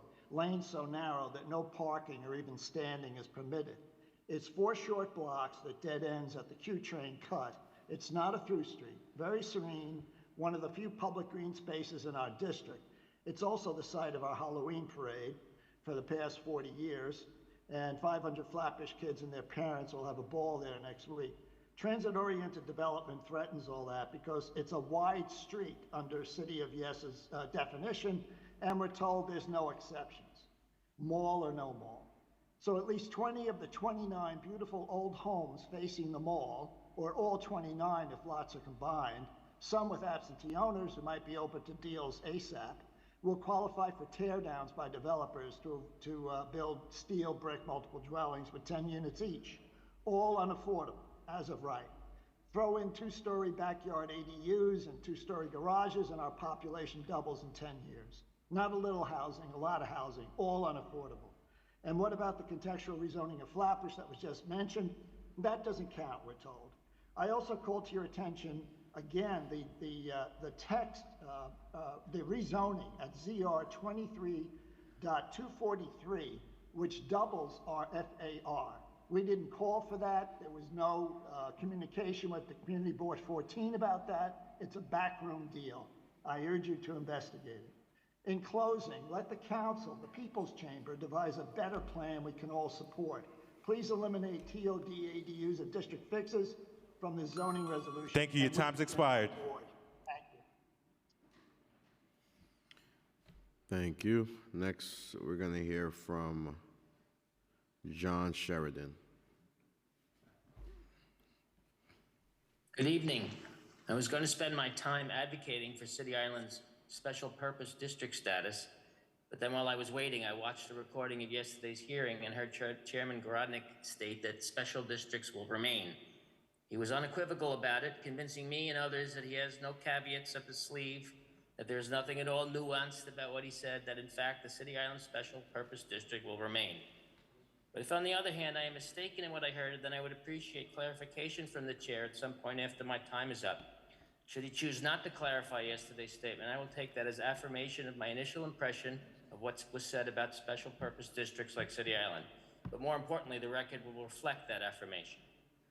With the rest of my time then, I want to submit the following. The City of Yes has no clothes. The foundational theory upon which it rests is misguided and teetering on the absurd, and I want to explain. We were told yesterday, again, that the simple solution to an affordable housing crisis is to build more housing. We heard it again today. We heard it today again and again. We were also told in so many words that until low-density neighborhoods, that until now, low-density neighborhoods in this city have been protected by so-called exclusionary zoning regulations that function to price low-income families out of those markets by inflating home values. Remove those regulations, the theory goes, and property values will come down to more affordable levels. But if this is so, if increasing density equates to more affordability, then why is the city's densest borough, Manhattan, the least affordable? By their own logic, Manhattan should be the most affordable borough in this city. It is so simple, even a child could see it. And yet here we are. I implore you all to see the naked truth and vote no to the lie that is City of Yes. A little more Manhattan in every neighborhood does not solve the affordability problem, it exacerbates it. The only people who stand to gain from a little more Manhattan in every neighborhood are the developers and their Thank you. Your time's expired. profit by it at the expense of the rest of us. Thank you. Thank you. The next panel we're going to hear from is Ariana S., Sade Falbita, Carol Donovan, Jack Spadaro, and Jean Hahn. We'll begin with Ariana S. Hi, can you hear me? Yes, we can hear you. Okay. Hi, my name is Ariana. I was born and raised in Brooklyn and have lived here most of my 30 years. I work as an engineer with existing buildings and adaptive reuse of buildings. I oppose this, specifically transit-oriented housing, voluntary UAP, and removing parking mandates.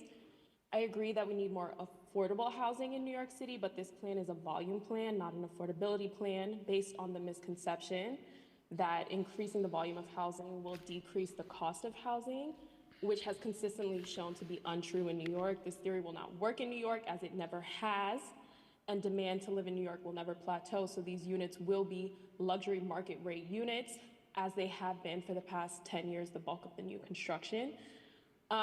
In most neighborhoods in this city, new development has consistently led to skyrocketing of the cost of living, including my neighborhood, where new units are almost 100% more than the existing units owned by families and individual owners, not development companies. And people in my neighborhood spend hours looking for parking. Parking spaces are going on sale for $90,000. These are the things that are happening in specific neighborhoods that we're not addressing and overlooking here. And as a young person who makes more than the national average, I can't even afford some of the affordable units in this city. So I think what we need to do is look at what we're defining as affordable, redefine the area that we use for AMI, and consult with existing communities to see how we can actually bring affordable housing into the city and not just bring what developers and a corrupt administration would like to push forward, as well as people who have come on and, with scripted responses. But yeah, so that's my take. I don't think that this has ever been the case in New York. Areas like Williamsburg, Long Island City, and Crown Heights where we... Thank you. Your time's expired. Thank you. Good night. Good night. Next, we have Sade Falbita.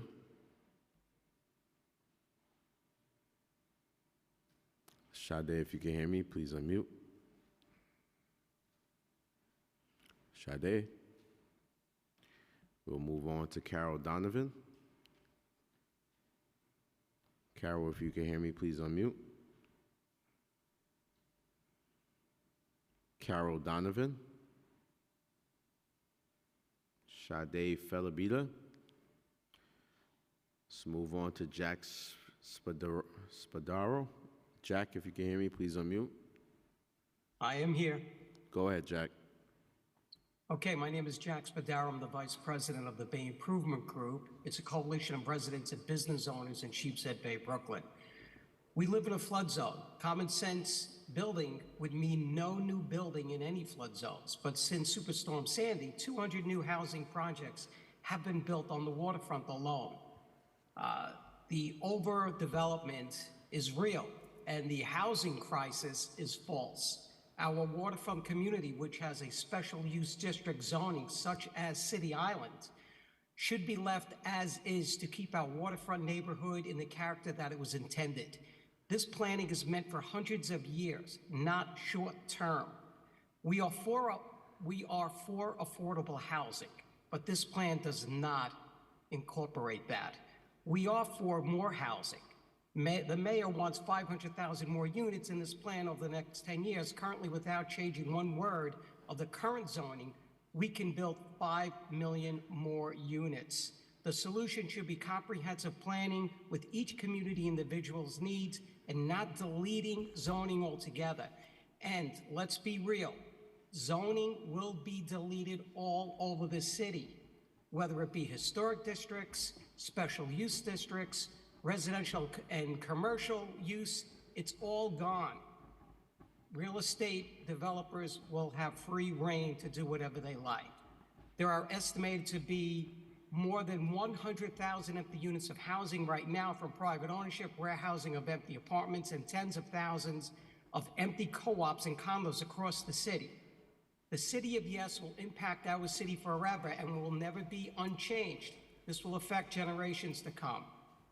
The biggest real estate grab in our city history is happening now. Please vote no. Thank you. Your time's expired. Yes, thank you. Thank you. The next person we'll hear from is Jean Han. Hello? Yes, go ahead, Jean. Hi, thank you for staying up so late.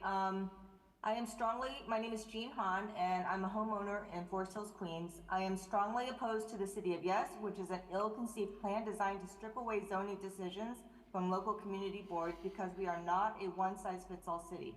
There's a saying, never waste a good crisis. Well, City of Yes does this with the zoning proposal. Daylight, air, and open space are important quality of life issues which are embedded in our zoning and building codes for a reason.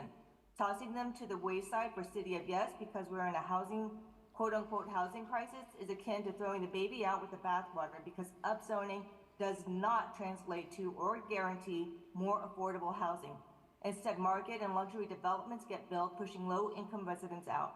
We have all seen examples of this historically and everywhere. If we are truly in a housing crisis, why isn't more being done to bring vacant units back on the market where it wouldn't put a strain on our aging infrastructure? Where are the plans for new school buildings, hospitals, police departments, utilities, et cetera, et cetera? Will developers be given freebies when our infrastructure is further overburdened? At the end of the day, we know it will fall on taxpayers who are already struggling with current inflation. I'm opposed to the expansion of transit and town center zones, which would negatively affect the historic and contextual fabric of my low-density neighborhood, which my neighbors and I pay a hefty premium property tax to live in. I'm opposed to permitting ADUs in basements and rear yards as of right. Cramped spaces are not quality of life for neither the residents nor their neighbors, and again, brings up the questions of infrastructure. Legalizing illegal basement conversions does not make a space any safer. I'm opposed to eliminating the parking requirement. Many families in Queens rely on cars because we live in transit deserts. To say we don't need parking is discriminatory against those that need a car to get around and those that live in transit deserts, which are pretty much everywhere outside of high-density areas. One other elephant in the room is the class size law, where 5 out of the 7 school districts in Queens have chronic overcrowding. As it is, there aren't enough seats within the districts to accommodate the law, so where do new families that are being built in these multi-story buildings send their Your time's expired. Thank you. boroughs?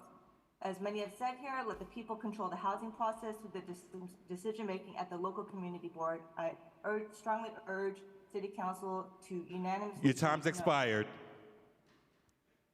Thank you. Next, we'll have Thomas Caffrey, Israel Peskowitz, Bonnie Harper, and Charles Aubrey.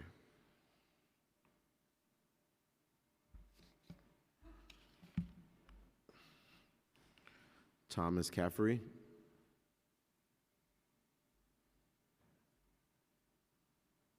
You can hear me now? Yes, Thomas.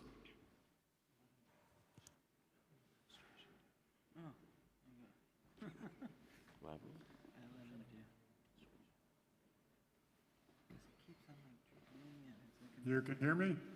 Yeah, go ahead, Thomas. Okay, thank you. Thank you for working late too. My name, as you said, is Thomas Caffrey. I'm the executive director of a 1,000-member Committee for Environmentally Sound Development. We're on the Upper West Side of Manhattan. We try to support sound development. We strongly oppose this plan because the city needs more affordable housing. This is our main point. But the mayor's plan completely misses that need, focusing instead on a raft of opportunities for developers to crowd their square feet of rentable and purchasable space into our already overcrowded city. This results in a more crowded city and in spaces potentially available for affordable housing being consumed by further housing for the rich. More sinisterly, as already cited by many other witnesses, it rewards the destruction of now affordable housing, with that housing to be replaced by lucrative market rate units. Nowhere in the plan is there a mandate for housing that would be affordable to middle class or poor New Yorkers. No such provision whatsoever, 1,300 pages. One speaker after another has first supported COY, C-O-Y, and then added that other or complementary plans could address affordable housing. Why is the mayor treating the city's #1 need, namely affordable housing, as a maybe issue or a #2 or #3 issue, something we might do in the future after we do this? Thank you. Your time's expired. For the developers. Thank you. Thank you. Next person to testify will be Israel Peskowitz.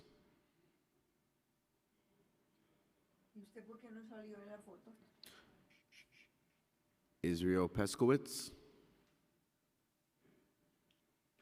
Israel, if you can hear me, please unmute and you may begin. Hello, can you hear me? Yes, we can hear you. Fine. Thank you guys so much for staying so late. I'm a fourth generation New Yorker. I lived in New York City all my life. I'm a member of Community Board 8 in Queens, but I speak only for myself.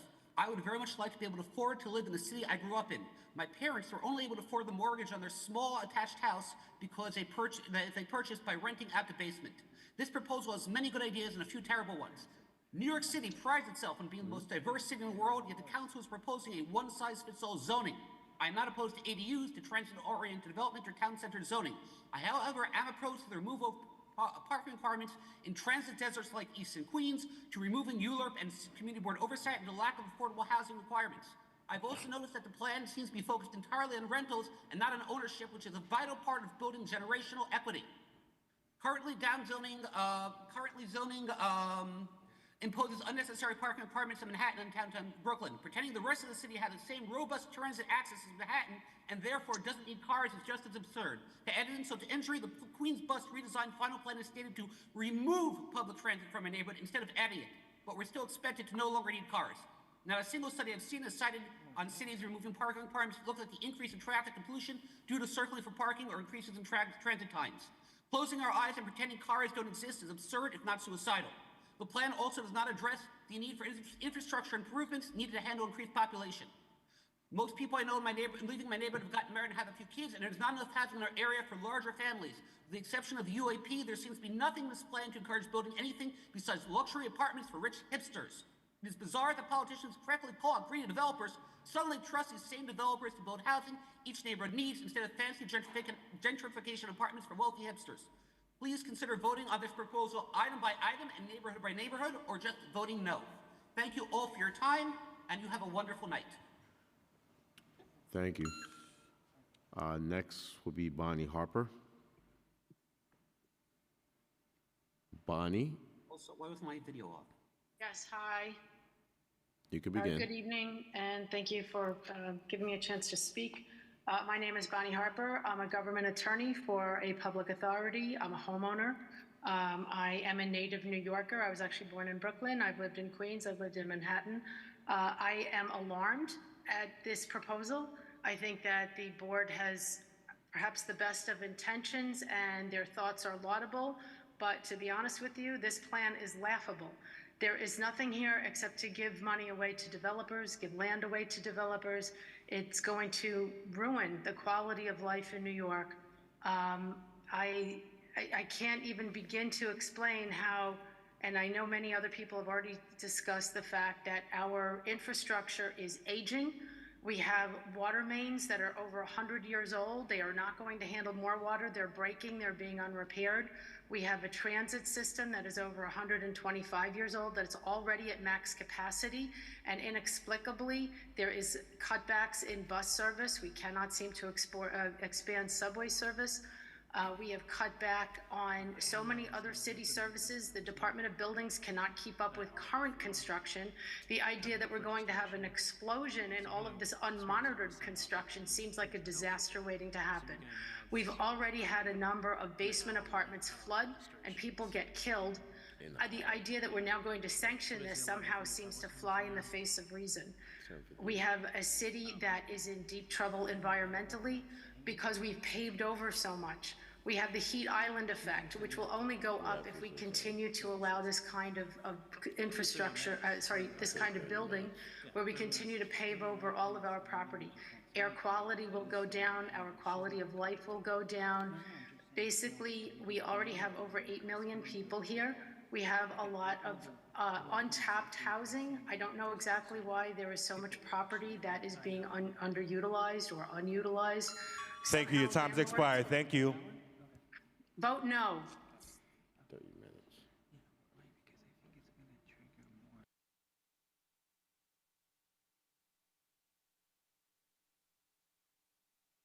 Okay, the last person on this panel is Charles Aubert. Charles, if you can hear me, you may unmute.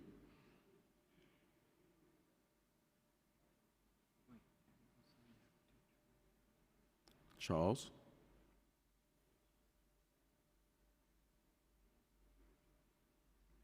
Okay.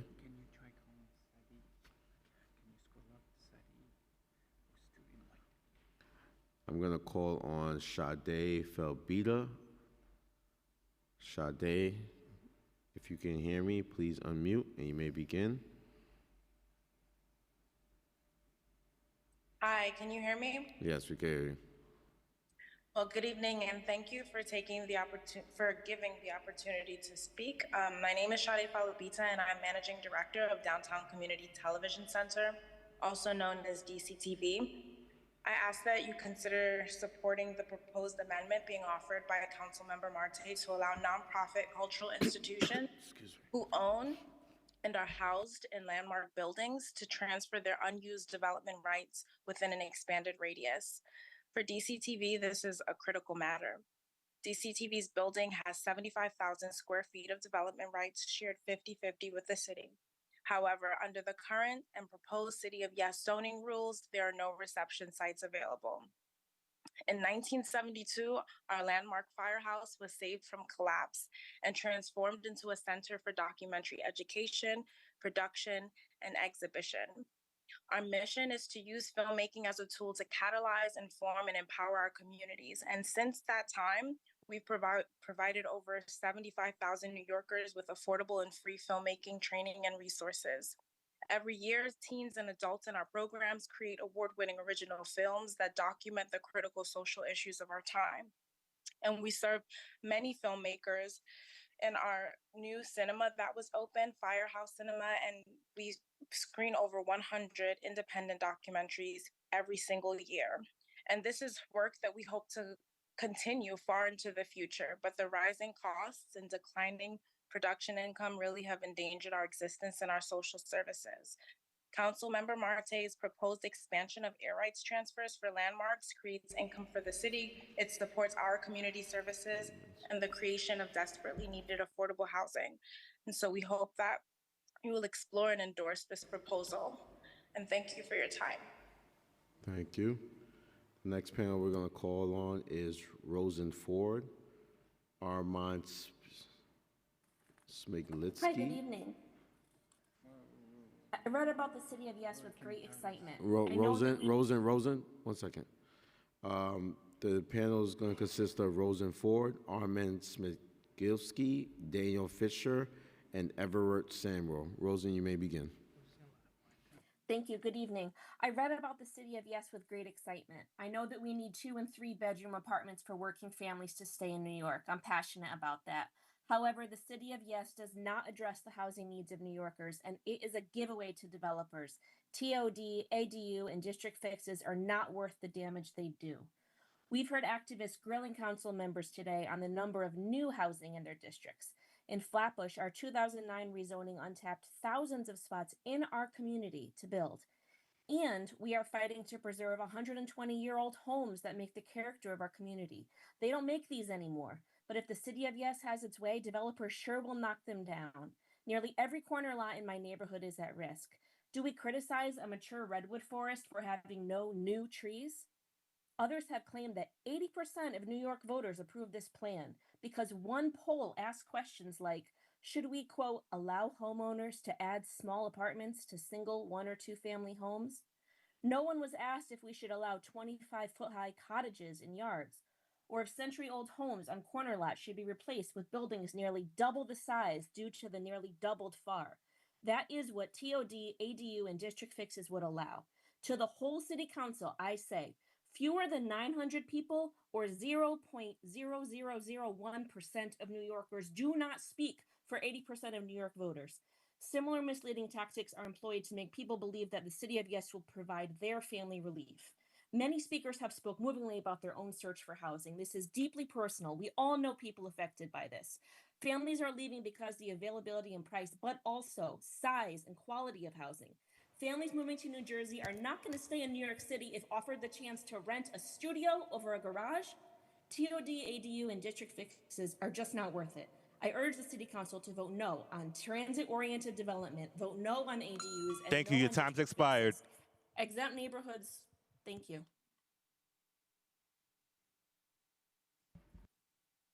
Thank you. The next person we're going to call on is Armand Smiglitsky.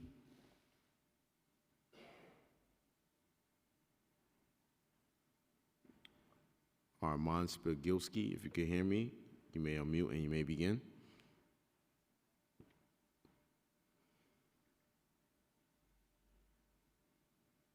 Okay. I'm going to call on again Carol Donovan. Carol Donovan. Is Carol Donovan still there? Yes. Yes, go ahead, Ms. Yes. Donovan. Can you hear me? Yes. Yes. Yes. Thank you for giving me the opportunity to speak tonight. I'm president of Richmond Town and Park Avenue Civic Association in Staten Island, and we clearly, as many residents of communities have said, we really ask you, please say no to the City of Yes in its entirety. The City of Yes has no provision for affordable housing. It's only more housing, and surely housing at market rate. We do not want this to become a slum city with no democracy, no ULURP, no community or community board input, no provision for increase in infrastructure capacity. The ADUs, they would rob the ability to absorb rainwater in backyards. Climate change has made storms much more intense. We need the backyards. SROs, they encourage the transmission of communicable diseases and are very dangerous. Basement apartments, as we've seen, lives were lost in Hurricane Ida. Basement apartments are deadly. Attic apartments, too, are dangerous.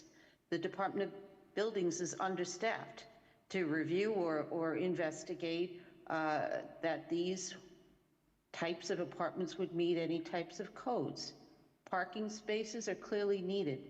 Staten Island has one train for 500,000 people, which is laughable if they say they want transit-oriented development. How will the people get to work if there's barely a train service? We have extremely scarce bus service. The NYPD, FDNY, EMTs, Department of Buildings, schools, hospitals, they are already strained and understaffed. And Staten Island has no public hospital, which is something that would be needed for people that are at an income bracket where they need affordable housing. Thank you. Your time's expired. All right, thank you. Thank you. We're going to ask Armin Smigilski to please unmute.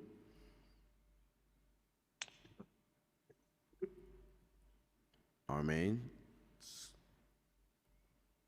Okay, let's move on to Daniel Fisher. Hi, thank you for your time. I know it's late, so I'll keep my statement short. My name is Daniel Fisher, and I live in Brooklyn District 34. I've lived in the city for 8 years, and I'm 26 years old. I'm here to support the City Yes proposal in its entirety. As Kamala Harris correctly identified, our country needs millions of new housing units to address our affordability crisis. There is no question that New York City needs to do its part towards reaching this goal. City Yes represents an extremely exciting proposal for me. As someone who plans to spend the rest of my life in the city, this proposal will quite literally change the trajectory of my life and that of my peers as well. Currently, many my age face a lifetime of looming and ever-increasing housing costs with no relief in sight. If we're rent burdened today, how bad will it be when we're trying to start families or when we want to retire? Today represents a critical moment in which we can take a real step towards reversing this trend. Ambitious, forward-thinking projects like this one are what define this city, and right now we need another one more than ever. Thank you. Thank you. Next, we're going to hear from Everett Samuel.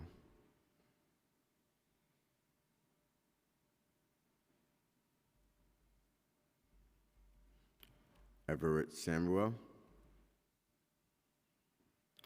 You can press *6 if you're using your phone.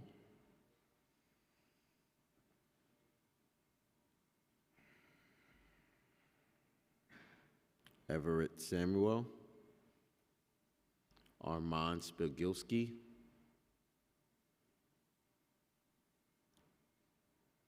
Everett Samuel.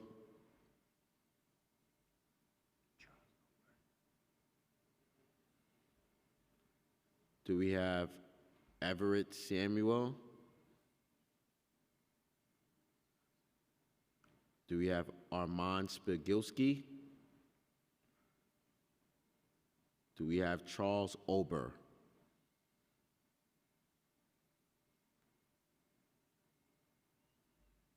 Okay, I'm going to move on to the next panelist, Anthony Shatimi.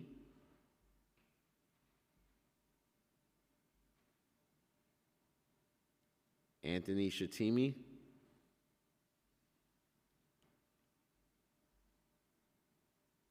Anthony Shatimi. Okay. Going to move on to Andrew Stern.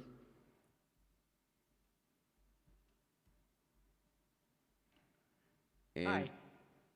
Andrew? Yes. All right.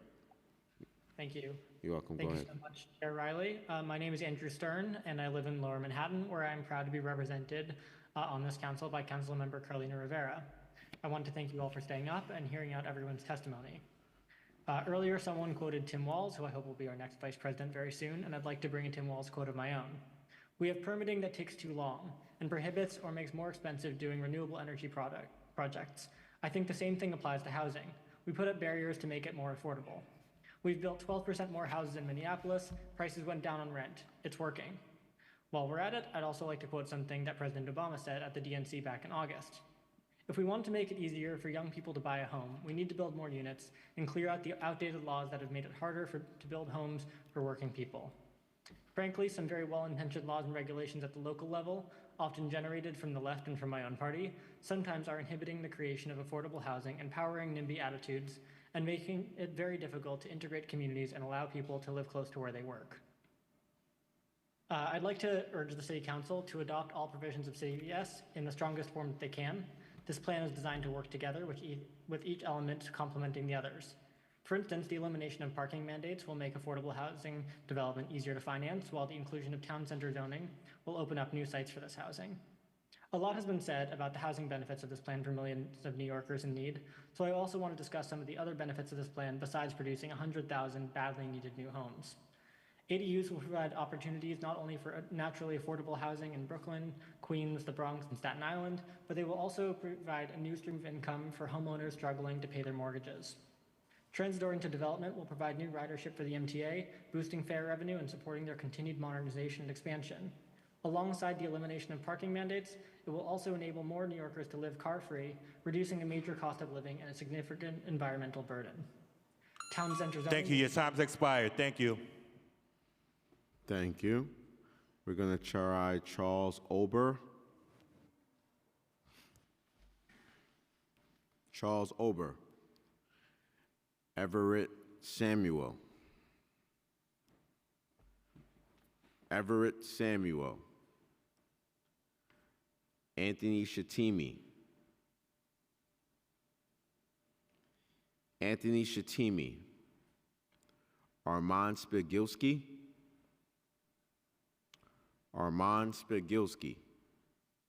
Okay, we'll go to the next panel, which is going to consist of Ryder Kessler, Romano Ferreira, J.P. Freely, Lindsay Lamb, Sarah McKenna, and Joan Gilbert. We'll begin with Ryder Kessler. Hi there, can you hear me? Yes, we can hear you. All right, thanks so much for sticking it out tonight and for all the work folks are doing. My name's Ryder Kessler. I'm the co-executive director of Abundance New York, which is an organization that is really a community of New Yorkers who want to end the scarcity and the stagnation that have had the city in a chokehold for decades. It's a lot of younger folks not that young, in their 30s, 40s, parents of young kids, people who are trying to make a life in New York but are often left out of our political processes. I want to point to some recent research from Boston University about the overrepresentation of homeowners and older folks in local politics. This is a quote about local elections. Older homeowners are dramatically overrepresented in local elections. While racial disparities in turnout and representation are consequential, they pale in comparison with homeowner, renter, and age disparities, end quote. That applies to our elections here in New York. It applies to our community boards. It applies to hearings like this. So I would hope that folks think about the voices that aren't in this room and folks who are often disempowered from political processes, people for whom the status quo is not working. I didn't know that I would be able to speak tonight. I was spending my day supporting the presidential campaign. Andrew mentioned how the presidential ticket is fully behind this agenda, and I want to remind folks, they may not believe that 70 or 80% of New Yorkers want City of Yes for Housing Opportunity to pass in full, but the vast majority of folks will be voting for Kamala and Tim Walz either on November 5th or when early voting starts on Saturday. Do make a voting plan. And I know the City Council is supermajority Democrats and probably will vote for this agenda. The cornerstone of Kamala's housing plan is more supply, because the undersupply of housing is what's causing the affordability crisis. And President Obama said it at the DNC that regulations like our outdated zoning code and processes like these that take years and serve— Thank you. Your time's expired. Thank you. Thank you. Thank you. Next, we're going to have Ramona Ferreira. Ramona Ferreira. Hi, good evening. Good evening. Is Guatuque Ininaru, and my colonial name is Ramona Ferreira. I am submitting this testimony on behalf of State Section 9, which fights to rehabilitate and expand public housing throughout the United States. This has been such a disappointing hearing because so many people are putting oppositions to include and honor the average New Yorkers. This plan does not offer affordable housing to the average New Yorker, and it does not ensure that you will not be discriminated against, face unfair rental increases, and become a fabric of the communities that we're talking about. What does that is public housing under Section 9. NYCHA is the only property manager in New York City that provides truly affordable housing for New Yorkers earning up to $120,000 a year. Our rents are capped at 30% of our income. We never face unfair increases. We are supported with tenant development and empowerment, leading to union jobs. NYCHA supports BIPOC, the disabled like myself, and elderly New Yorkers, and it gives us talent such as Supreme Court Justice Sotomayor, Marvin Gaye, Nas, and Jay-Z. But it's being disposed of via privatization in New York City through the project-based Section 8 program and the trust. In order to revert this housing crisis, I encourage you to invest in Section 9 public housing, repair 7,000 units at a cost of $45,000 to each taxpayer instead of the $90,000 that developers get. And remember that public housing is the program that provides housing security, affordability. Thank you. Your time's expired. Thanks. Thank you. The next panelist will be James J.P. Freely. Hi, good evening. Thanks for sticking through it. I saw you at 9 o'clock this morning, and here you are still, so good job on that. To quote Nancy Reagan, just say no. I could end it there, but I'm just going to add one more thing, because I know you look like you're falling asleep, but... I'm wide awake. Okay. So, according to the 2023 New York City Housing Vacancy Survey, as well as ANHD, there are over 700,000 rent-burdened New Yorkers that need affordable housing of less than $1,100 a month. That's just an absurd number, and City of Yes Housing Opportunity is not even going to get there. I'll say it again, 703,000 rent-burdened households need units for less than $1,100 a month. Currently, according to the Housing Vacancy Survey, there are only 2,300 available. So you've got to figure out how to get from 2,300 under $1,100 a month to 700,000 under $1,100 a month. And that's not my numbers. That's according to the Housing Vacancy Survey and ANHD and such. It's all available online. Just say no. Have a good night. You too. Next, we'll have Lindsay Lamb. Hey, I'll try to make this quick because, by golly, it's late. You're the best. Yeah, I don't know how you guys are doing it. I keep getting on and off. But really quickly, I'm Lindsay Lamb. I'm from Prospect Park South, and I am on the Prospect Park South Association. I had a full testimony based on transit-oriented development, but realistically, when I've been listening to other people talk, what this has really made me realize is one size doesn't fit all when it comes to rezoning. And one size never really fits all. I'm 5'2", so everything one size is way too big. This was particularly highlighted with all of the parking arguments. Parking is great in some places, not great in others. Personally, my biggest concern is the transit-oriented development. Historically, TOD initiatives have been linked to gentrification and displacing low-income families and long-standing community members. We've seen this in Austin, we've seen it in Minneapolis, we've seen it in every case that people have talked about transit-oriented development. While there is an argument that supply increases, it reduces rents. Realistically, this is just a land grab for developers. It's by developers for developers. And, really just stop there and give you your time back, because I think it's way too late for us to keep going. But I think one size fits all is not a good plan for anyone. Thank you, Lindsay. Next, we're going to have... Thanks. Hope you can stay up. I'll be up. Next, we're going to have Sarah McKinney. Maybe coffee. Some tea. We're going to have Sarah McKenna next. Thank you so much. I'm Sarah McKenna. I'm calling in from Flatbush, Victorian Flatbush. I want to echo the voices that have come before me today. The city needs affordable housing. But this is not a plan to achieve that. The City of Yes plan has no mandates for affordable housing, but it does meet the needs of developers for more land. It does not present a viable solution to an issue that is becoming more pressing every year. I'm calling in, as I said, from Flatbush, from Victorian Flatbush, and as a homeowner, I would likely profit from this plan, right? I could expand my home. I could put rental units in my garage and my basement, which both flood regularly. There would really be no requirement for me to charge affordable rents for those spaces, and there would be no incentive for me to fix up those spaces unless I expected a higher rent. That's basically the plan that you guys have presented us with, and it doesn't make any sense. We worked together as a community to put forward the 2009 rezoning plan for our neighborhood, and it did result, as many have said before me, in 2,000 new units. It was seen as a great success, and it was the outcome of a community working together.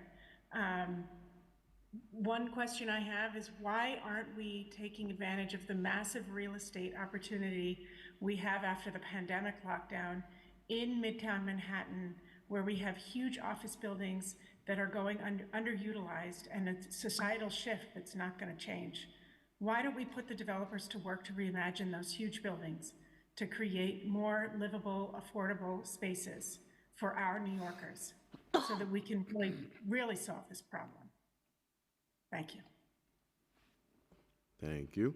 Next, we're going to call on Joanne Gilbert. Joanne Gilbert. Yes, good evening. Thank you so very much. Thanks for staying up so late. Appreciate it. You're welcome. So my name is Joan Gilbert, and I'm a resident of Flatlands. I'm in District 46. Flatlands is the southeast section of Brooklyn, and this section of Brooklyn boasts the largest homeowner occupancy in Brooklyn. Most of the houses are 1 and 2 families. These were homes in generation, from different generation to generation. And one of the things from the city of housing, the city of Yes Housing is going to do is strip families from generational wealth. And owning your home is one of the ways that generational wealth is created. The other issue with the plan is that there are lots of proposals for building, but there aren't any mandates for infrastructure. We in this area in Flatlands, we have an electrical grid problem. We also have flooding and flooding issues. And it's not just when it's a hurricane. People are still devastated by Sandy and Ida. People have died in their basements. So this business about not having any mandates for infrastructure is a big no with the city of Yes.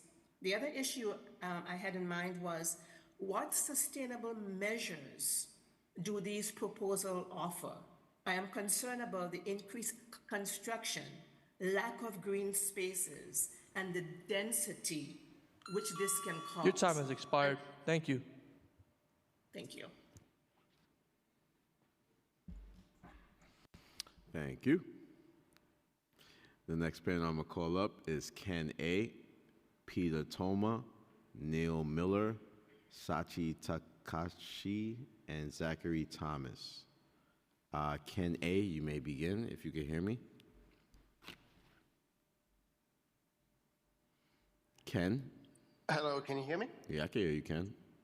How you doing? So yeah, I've been living in New York for about 13 years. I was born in New York, moved away, and then moved back. And I'm a big supporter of City of Yes for the TOD, the UAP, office to resi conversions, all that jazz. So tonight, I'm going to be sleeping good. Hopefully that the city council will be voting for yes on City of Yes. And that's my testimony, and I'll let the next person speak. Thank you. Next, we're going to call on Peter Toma. Hi everyone, my name is Peter Tuma. I live in Bed-Stuy, Brooklyn, New York, District 36, and I am likewise here to express my support for City of Yes. I think this, as everyone has said, New York City lacks housing or housing supply, and I think it's hurting the dynamism of the city. So this is a great start to get us on a path to build more supply, which will push rents down, and I also think it provides alternative housing for people that need it and for people that can do alternative accommodations. So I'm here to say, express my yes for City of Yes. Thank you. Next, we're going to call on Neil Miller. Great, thank you so much. Just a quick comment since it's late. I support the City of Yes plan. Not like it really matters, but I'm a fourth generation New Yorker. My parents grew up in Queens and Whitestone and Jamaica, and the homes that they lived in provided opportunity for my family to get ahead. Those opportunities are out of reach for too many people now, including New Yorkers that are coming to start a new life here today. And there's a lot of great elements in the plan to recreate that opportunity. There was a lot of process with this plan. I sat through all of my community board meetings, more than 10 hours worth, with presentations from city staff and outside consultants. And they did a really great job answering tough questions that we asked. I learned a lot about the proposal to address some of the other comments that I heard. This doesn't do anything for affordability. The biggest impact this will have on Midtown, where I currently live, is Universal Affordability Preference, UAP, which will be a great step. Also, some other commenters mentioned the need to enable office conversions. I have some great news. That's in the plan. It's in City of Yes. I hope that the City Council votes to move this forward. Thank you. Thank you. Next, we'll have Sachi Takahashi. Sachi? Thank you so much. My name is Sachi. I live in Manhattan. I'm on the board of Open New York, a nonprofit pro-housing organization that advocates for more housing throughout the state. I serve on Manhattan CB5. I'm a renter, I am a nonprofit professional, and I'm speaking in my capacity as an individual, not on behalf of CB5 or any other group. We've heard it said many, many times today that New York is in a housing crisis, and the City of Yes for Housing Opportunity is a critical citywide solution. I support the entire policy package in the City of Yes for Housing Opportunity, and in particular, the universal affordability preference, since it creates permanent and affordable housing and works hand in hand with state tax breaks to bring more housing and especially more affordable housing to our community. I also especially support allowing office to residential conversion. I spend most of my time in Midtown, which is an area that would really benefit from having this option. And again, this policy works hand in hand with the state's program to pay for affordable housing in office to residential conversions. But the city needs to pass these zoning changes so that we can take advantage of these benefits and get new affordable housing in our community. I also think the policy for landmarks to be able to transfer air rights more flexibly is also really smart. It's a best practice that marries the goals of historic preservation with the evolving needs of a community and the evolving financial needs of our historic institutions.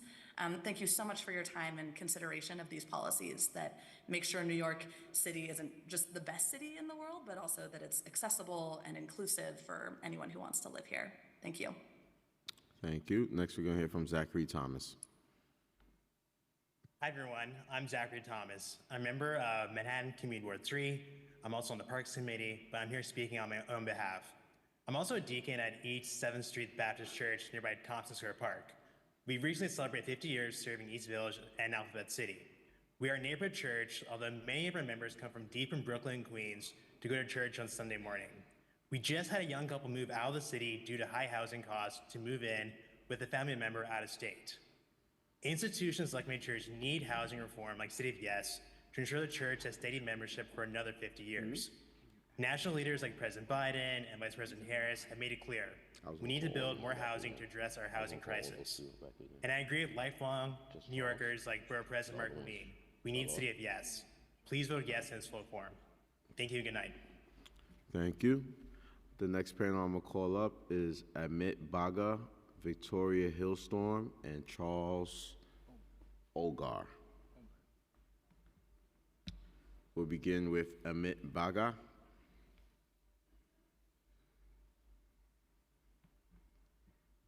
Amit Baga. Good evening, Councilmember Riley and the committee. I don't know if you can see me. If you can't, I will be happy to speak to you nonetheless. My name is Amit Baga. I am a very proud resident of Sunnyside, Queens, and I am a native New Yorker. I was born and raised, Councilmember Riley, very close to your council district in the great neighborhood of Pelham Gardens in the Bronx, a 1 to 3 family zoned neighborhood, very much like the one that are the types of neighborhoods where most of this opposition is coming from. I would argue it's actually even a little bit nicer than some of the neighborhoods where some of this opposition is coming from. I first want to just quickly start out by thanking the great, noble, and brilliant public servants, Layla Bozorg, Genevieve Michelle, Deputy Mayor Maria Torres Springer, and Chair Gorodnik for their tireless service over many decades for this city. They have been working on housing issues for a long time. This is a plan that is incredibly well thought out and puts New Yorkers at the heart of what it does. I have had the great honor and pleasure of serving the people of New York over 17 years in public service, federal, city, and state government, but I am speaking to you today entirely in a personal capacity. My parents, who are now in their 80s, fled a very horrific war in 1947 where they had to cross borders and ultimately found their way to New York City and to the Bronx in the early 1970s. My mother was a psychiatric social worker who served the state of New York for nearly 50 years. My father was a junior engineer. They were able to buy a home in Pelham Gardens at the very end of the 1970s with the incomes that they had at the time, precisely because New York City in that moment was providing a sufficient amount of housing for the people who were seeking lives and livelihoods that were better than what they had. People who had come from all over the world, who had escaped famine, war, lack of economic... Thank you. Your time's expired. Thank you. Next, we're going to hear from Charles Ober.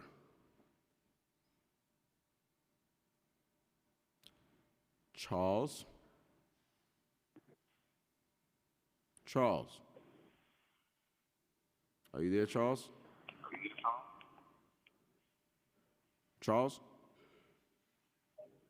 Am I unmuted now? Yeah, we finally got you, Charles. There you go. Go ahead. I'm sorry, I even changed computers trying to connect. It's okay. Again, Charles Ober. I'm a vice president of the Ridgewood Property Owners and Civic Association. I'm also a vice president of the Queens Civic Congress. I serve on Community Board 5. I can speak for the Ridgewood property owners and the Queens Civic Congress, but no. The City of Yes is not a proposal for affordable housing. We actually do support in Ridgewood, Queens. We are a high-density neighborhood of 80,000 residents with 2, 3, 4, 5, 12-unit buildings, 20-unit buildings. We did have a very substantial number of rent-stabilized apartments who have been pushed out by developers. So the number of affordable housing has dropped tremendously.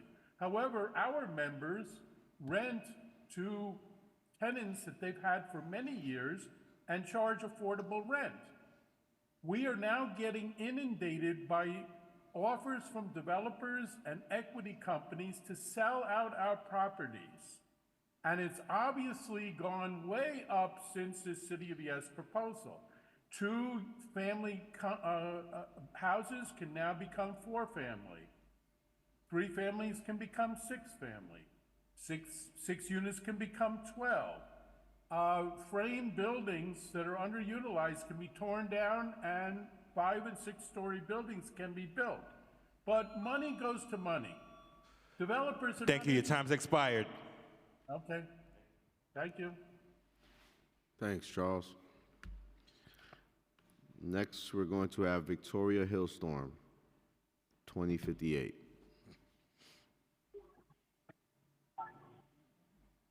Victoria? Hello, are you there? Yes, we can hear you. Hi, thank you very much for having me. My name is Victoria Hellstrom, and I am calling to oppose this absolute nightmare. I am a noted designer. My work has been published. I passed all three of the loss bills over our case in Tribeca, which we testified at the MIH hearings. It was an absolute nightmare. I would just like to say that the lower Manhattan loft tenants, dwellers, absolutely are opposed to the Soho rezoning in a plan that was approved for City Council to demolish 185 rent-stabilized buildings, to alter air lofts to office space, big box retail, $6 million units, restaurants, and hotels.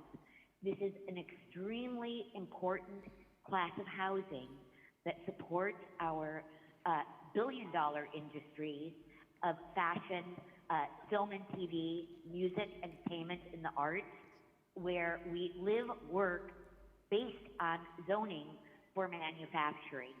The notion that City Council or City Planning would literally take this important class of housing and alter it for any amount of money will put our billion-dollar industries out of business. So the notion that City Planning would seek to charge artists a tax that developers are not charged is discriminatory. The notion that artists that converted de facto multiple dwellings into Your housing time has units expired. Thank you.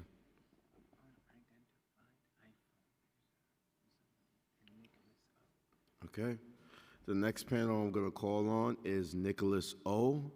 And there's an unidentified iPhone user. Can you please use the raise hand function so we could submit you into the Zoom so you could testify? We'll begin first with Nicholas O. Hey, can you hear me? Yes, we can hear you. Hi, my name is Nicholas Wu. I support the City of Yes housing opportunity. I live in Astoria. I immigrated to New York more than a decade ago. I'm a citizen voter.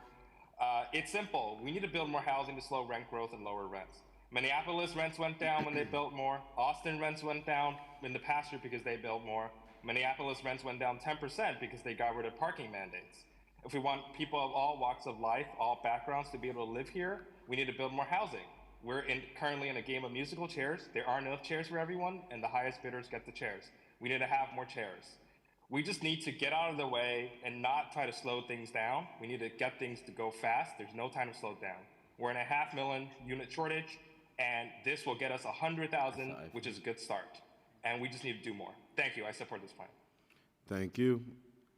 We're getting more people that's signing up. So the next person is Kevin Lachara. Kevin Lachara, if you can hear me, please unmute. Can you hear me? Yes, we can hear you. Great. Thank you very much. Thank you very much. I'm just here to state my support for the City of Yes.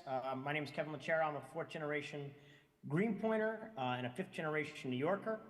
My great-great-grandparents were Italians who came through Castle Garden 145 years ago next week.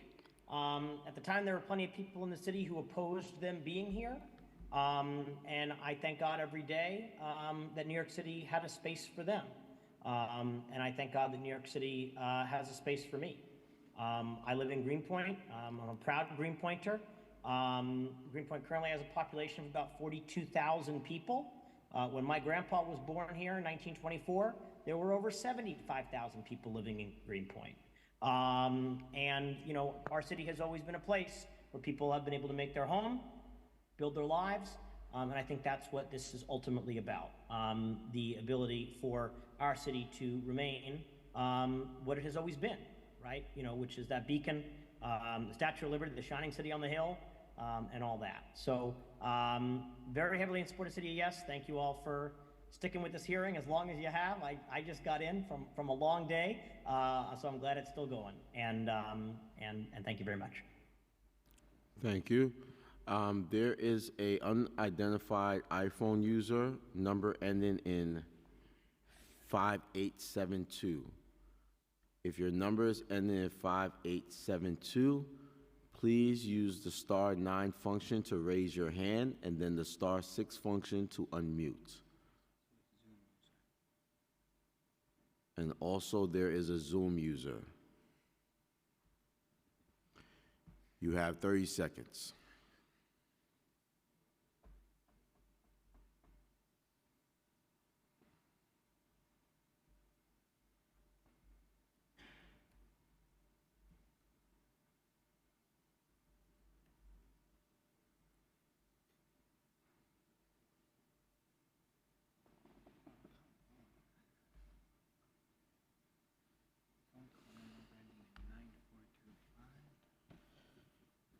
The next panelist we're going to call up is Eric Mio.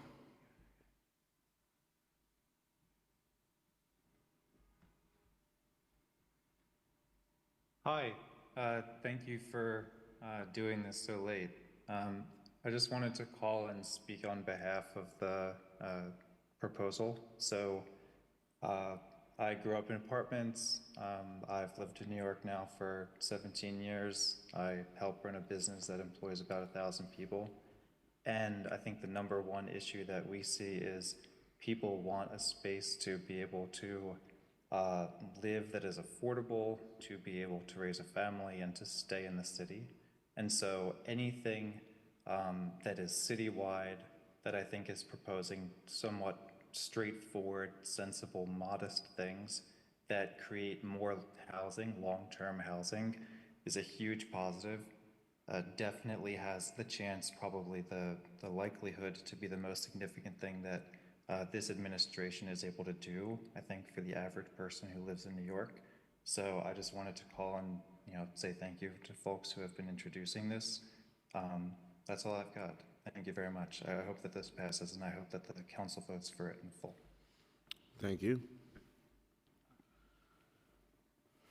I'm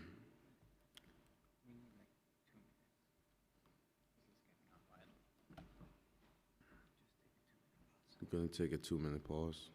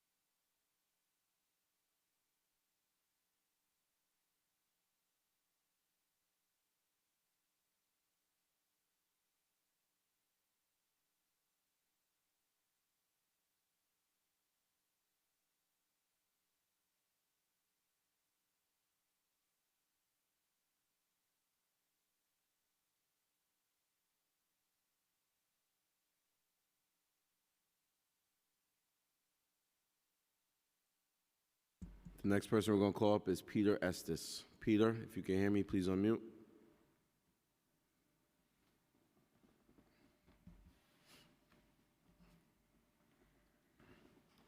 Peter, if you can hear me, please okay, I unmute. should be unmuted. Can you hear me? Thanks. You may begin. Great.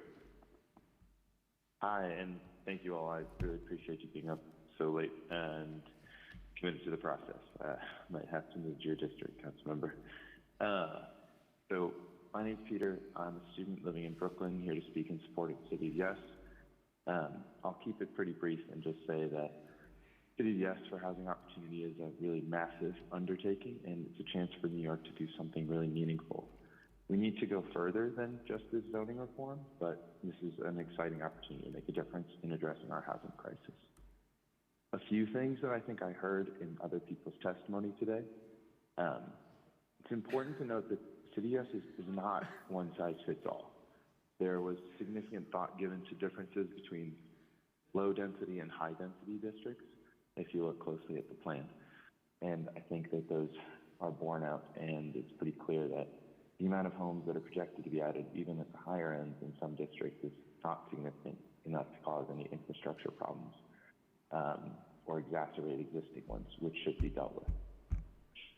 I've also heard a lot of concern over parking, and I think it's really important to just emphasize the point that developers are still going to build parking where there's demand for parking.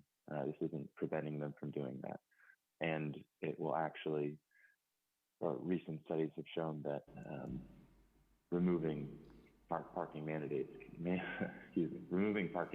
can significantly boost the production of affordable units, increased by like 36% in areas where parking requirements were lifted, according to a Regional Plan Association study.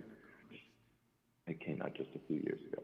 It's also just important that we collectively nudge ourselves towards using public transit. Third, the UAP combined with state incentives is a huge game changer. If we had the UAP in place 10 years ago, it would be like we had built another year's worth of it. Your time's expired. Thank you. That's a big deal. Thank you. The next three panelists we're going to call up are Pedro Rodriguez.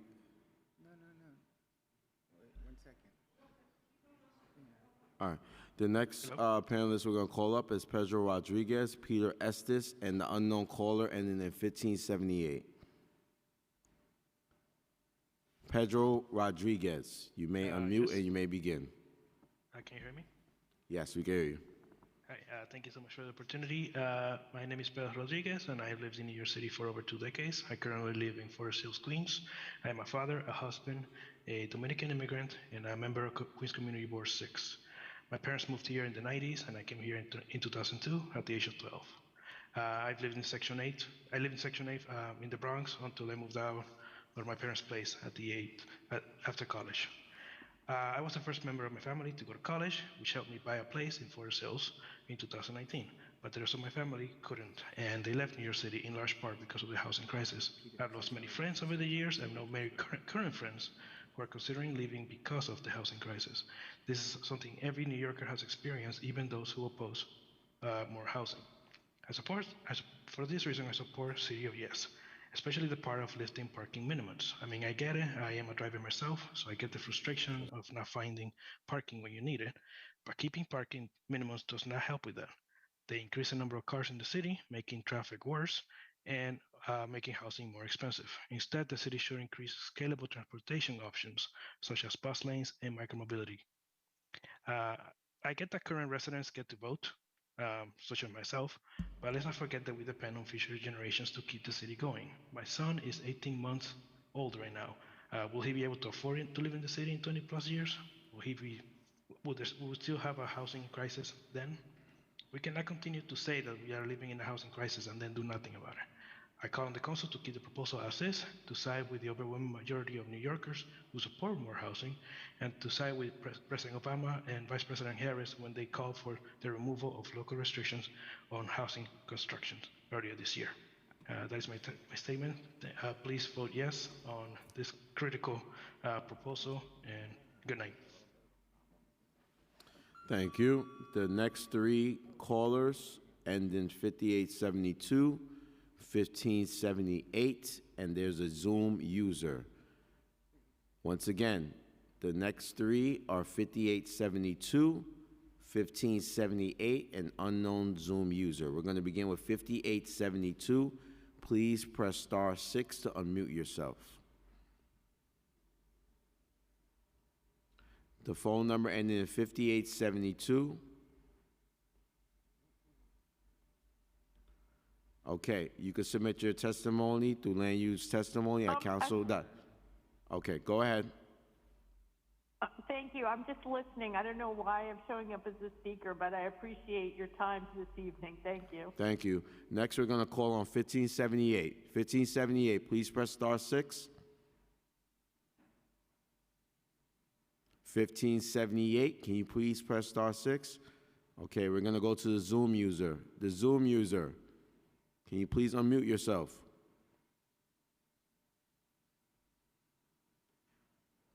Zoom user, can you please unmute yourself? Okay, we're going to go to David Gordon on Zoom. David Gordon, can you please unmute yourself? Hello, can you hear me? Yes, we can hear you. Okay, thank you so much. I just want to reiterate my support for the City of Yes zoning proposal. This is the biggest proposal for upzoning and zoning for new housing in at least half a century. This will be incredible for young people like myself, who, though I am lucky enough to live in New York City now, I don't know if I'll be able to live in New York City forever, given the high cost of rent. I especially want to bring attention, like the previous speaker, to eliminating parking minimums. We know from research and from just looking around our already congested city that cars are one of the biggest things that are in the way of housing. And it's a shame that for the city with the best transit system in America and one of the best transit systems in the world, that we still mandate that apartments have housing. Thank you so much for this testimony. I very much encourage my council member and all of the council members on this committee and in the city council to vote yes on City of Yes. This is the most important vote they will take this year. Thank you so much. Thank you. This panel is excused. We're going to go to Raul Rivera in Chambers. Raul, you may begin. You have 2 minutes, Raul. Good evening. My name is Raul Rivera. I'm a native New Yorker. I want to talk about the 1964 Civil Rights Act, discrimination, public spaces, and housing. If any council member is for the City of Yes, they are discriminating against the New Yorker. That's how I feel. I also want to address Councilmember Salamanca. He is the chair. Raul. Yes. It is midnight. Please keep it to. I reclaim my time. I'm going All right. to. It's, All right. Thank you. Go ahead. You're referring all the testimony that people submit to his committee. Yes. I wanna speak on the fact Go ahead. that he is the chair to the Committee on Land Use, and Eric Adams is indicted right now, and this is his proposal, right? The City of Yes, and I think he's gaslighting people, and I don't know why we're having so much testimony when he's under indictment, and this is his program, this is his proposal. This should not pass. It should not pass at all. And the fact that also, I want to bring out the fact that Salamanca's wife received the job, right? She received the job, and it's questionable there because Salamanca is the chair to the Committee on Land Use, and we reported him to the Conflict of Interest Board. He knows it. I was here, and I testified against that. So it's very suspect the way Adams is going, the way Salamanca, his wife is getting a job, and he's the chair to the Committee on Land Use. We just want to put that out there. If you're a city council member, and you're for the City of Yes, you're not for the New Yorker, you're discriminating against us, and you're violating the 1964 Civil Rights Act.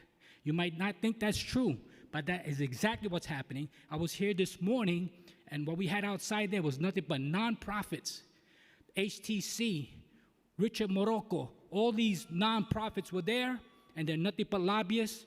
And we say no to the City of Yes today, tomorrow, forever. And I'll have you know, too, I am currently homeless. I am a homeless New Yorker trying to survive in the city I was born in.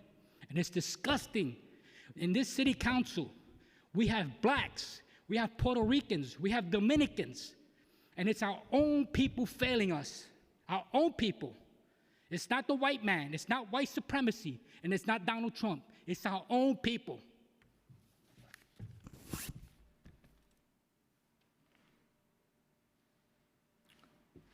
Okay, we're going to stand at ease for about 30 seconds to see if anyone else is going to pop in and testify or sign up online and testify.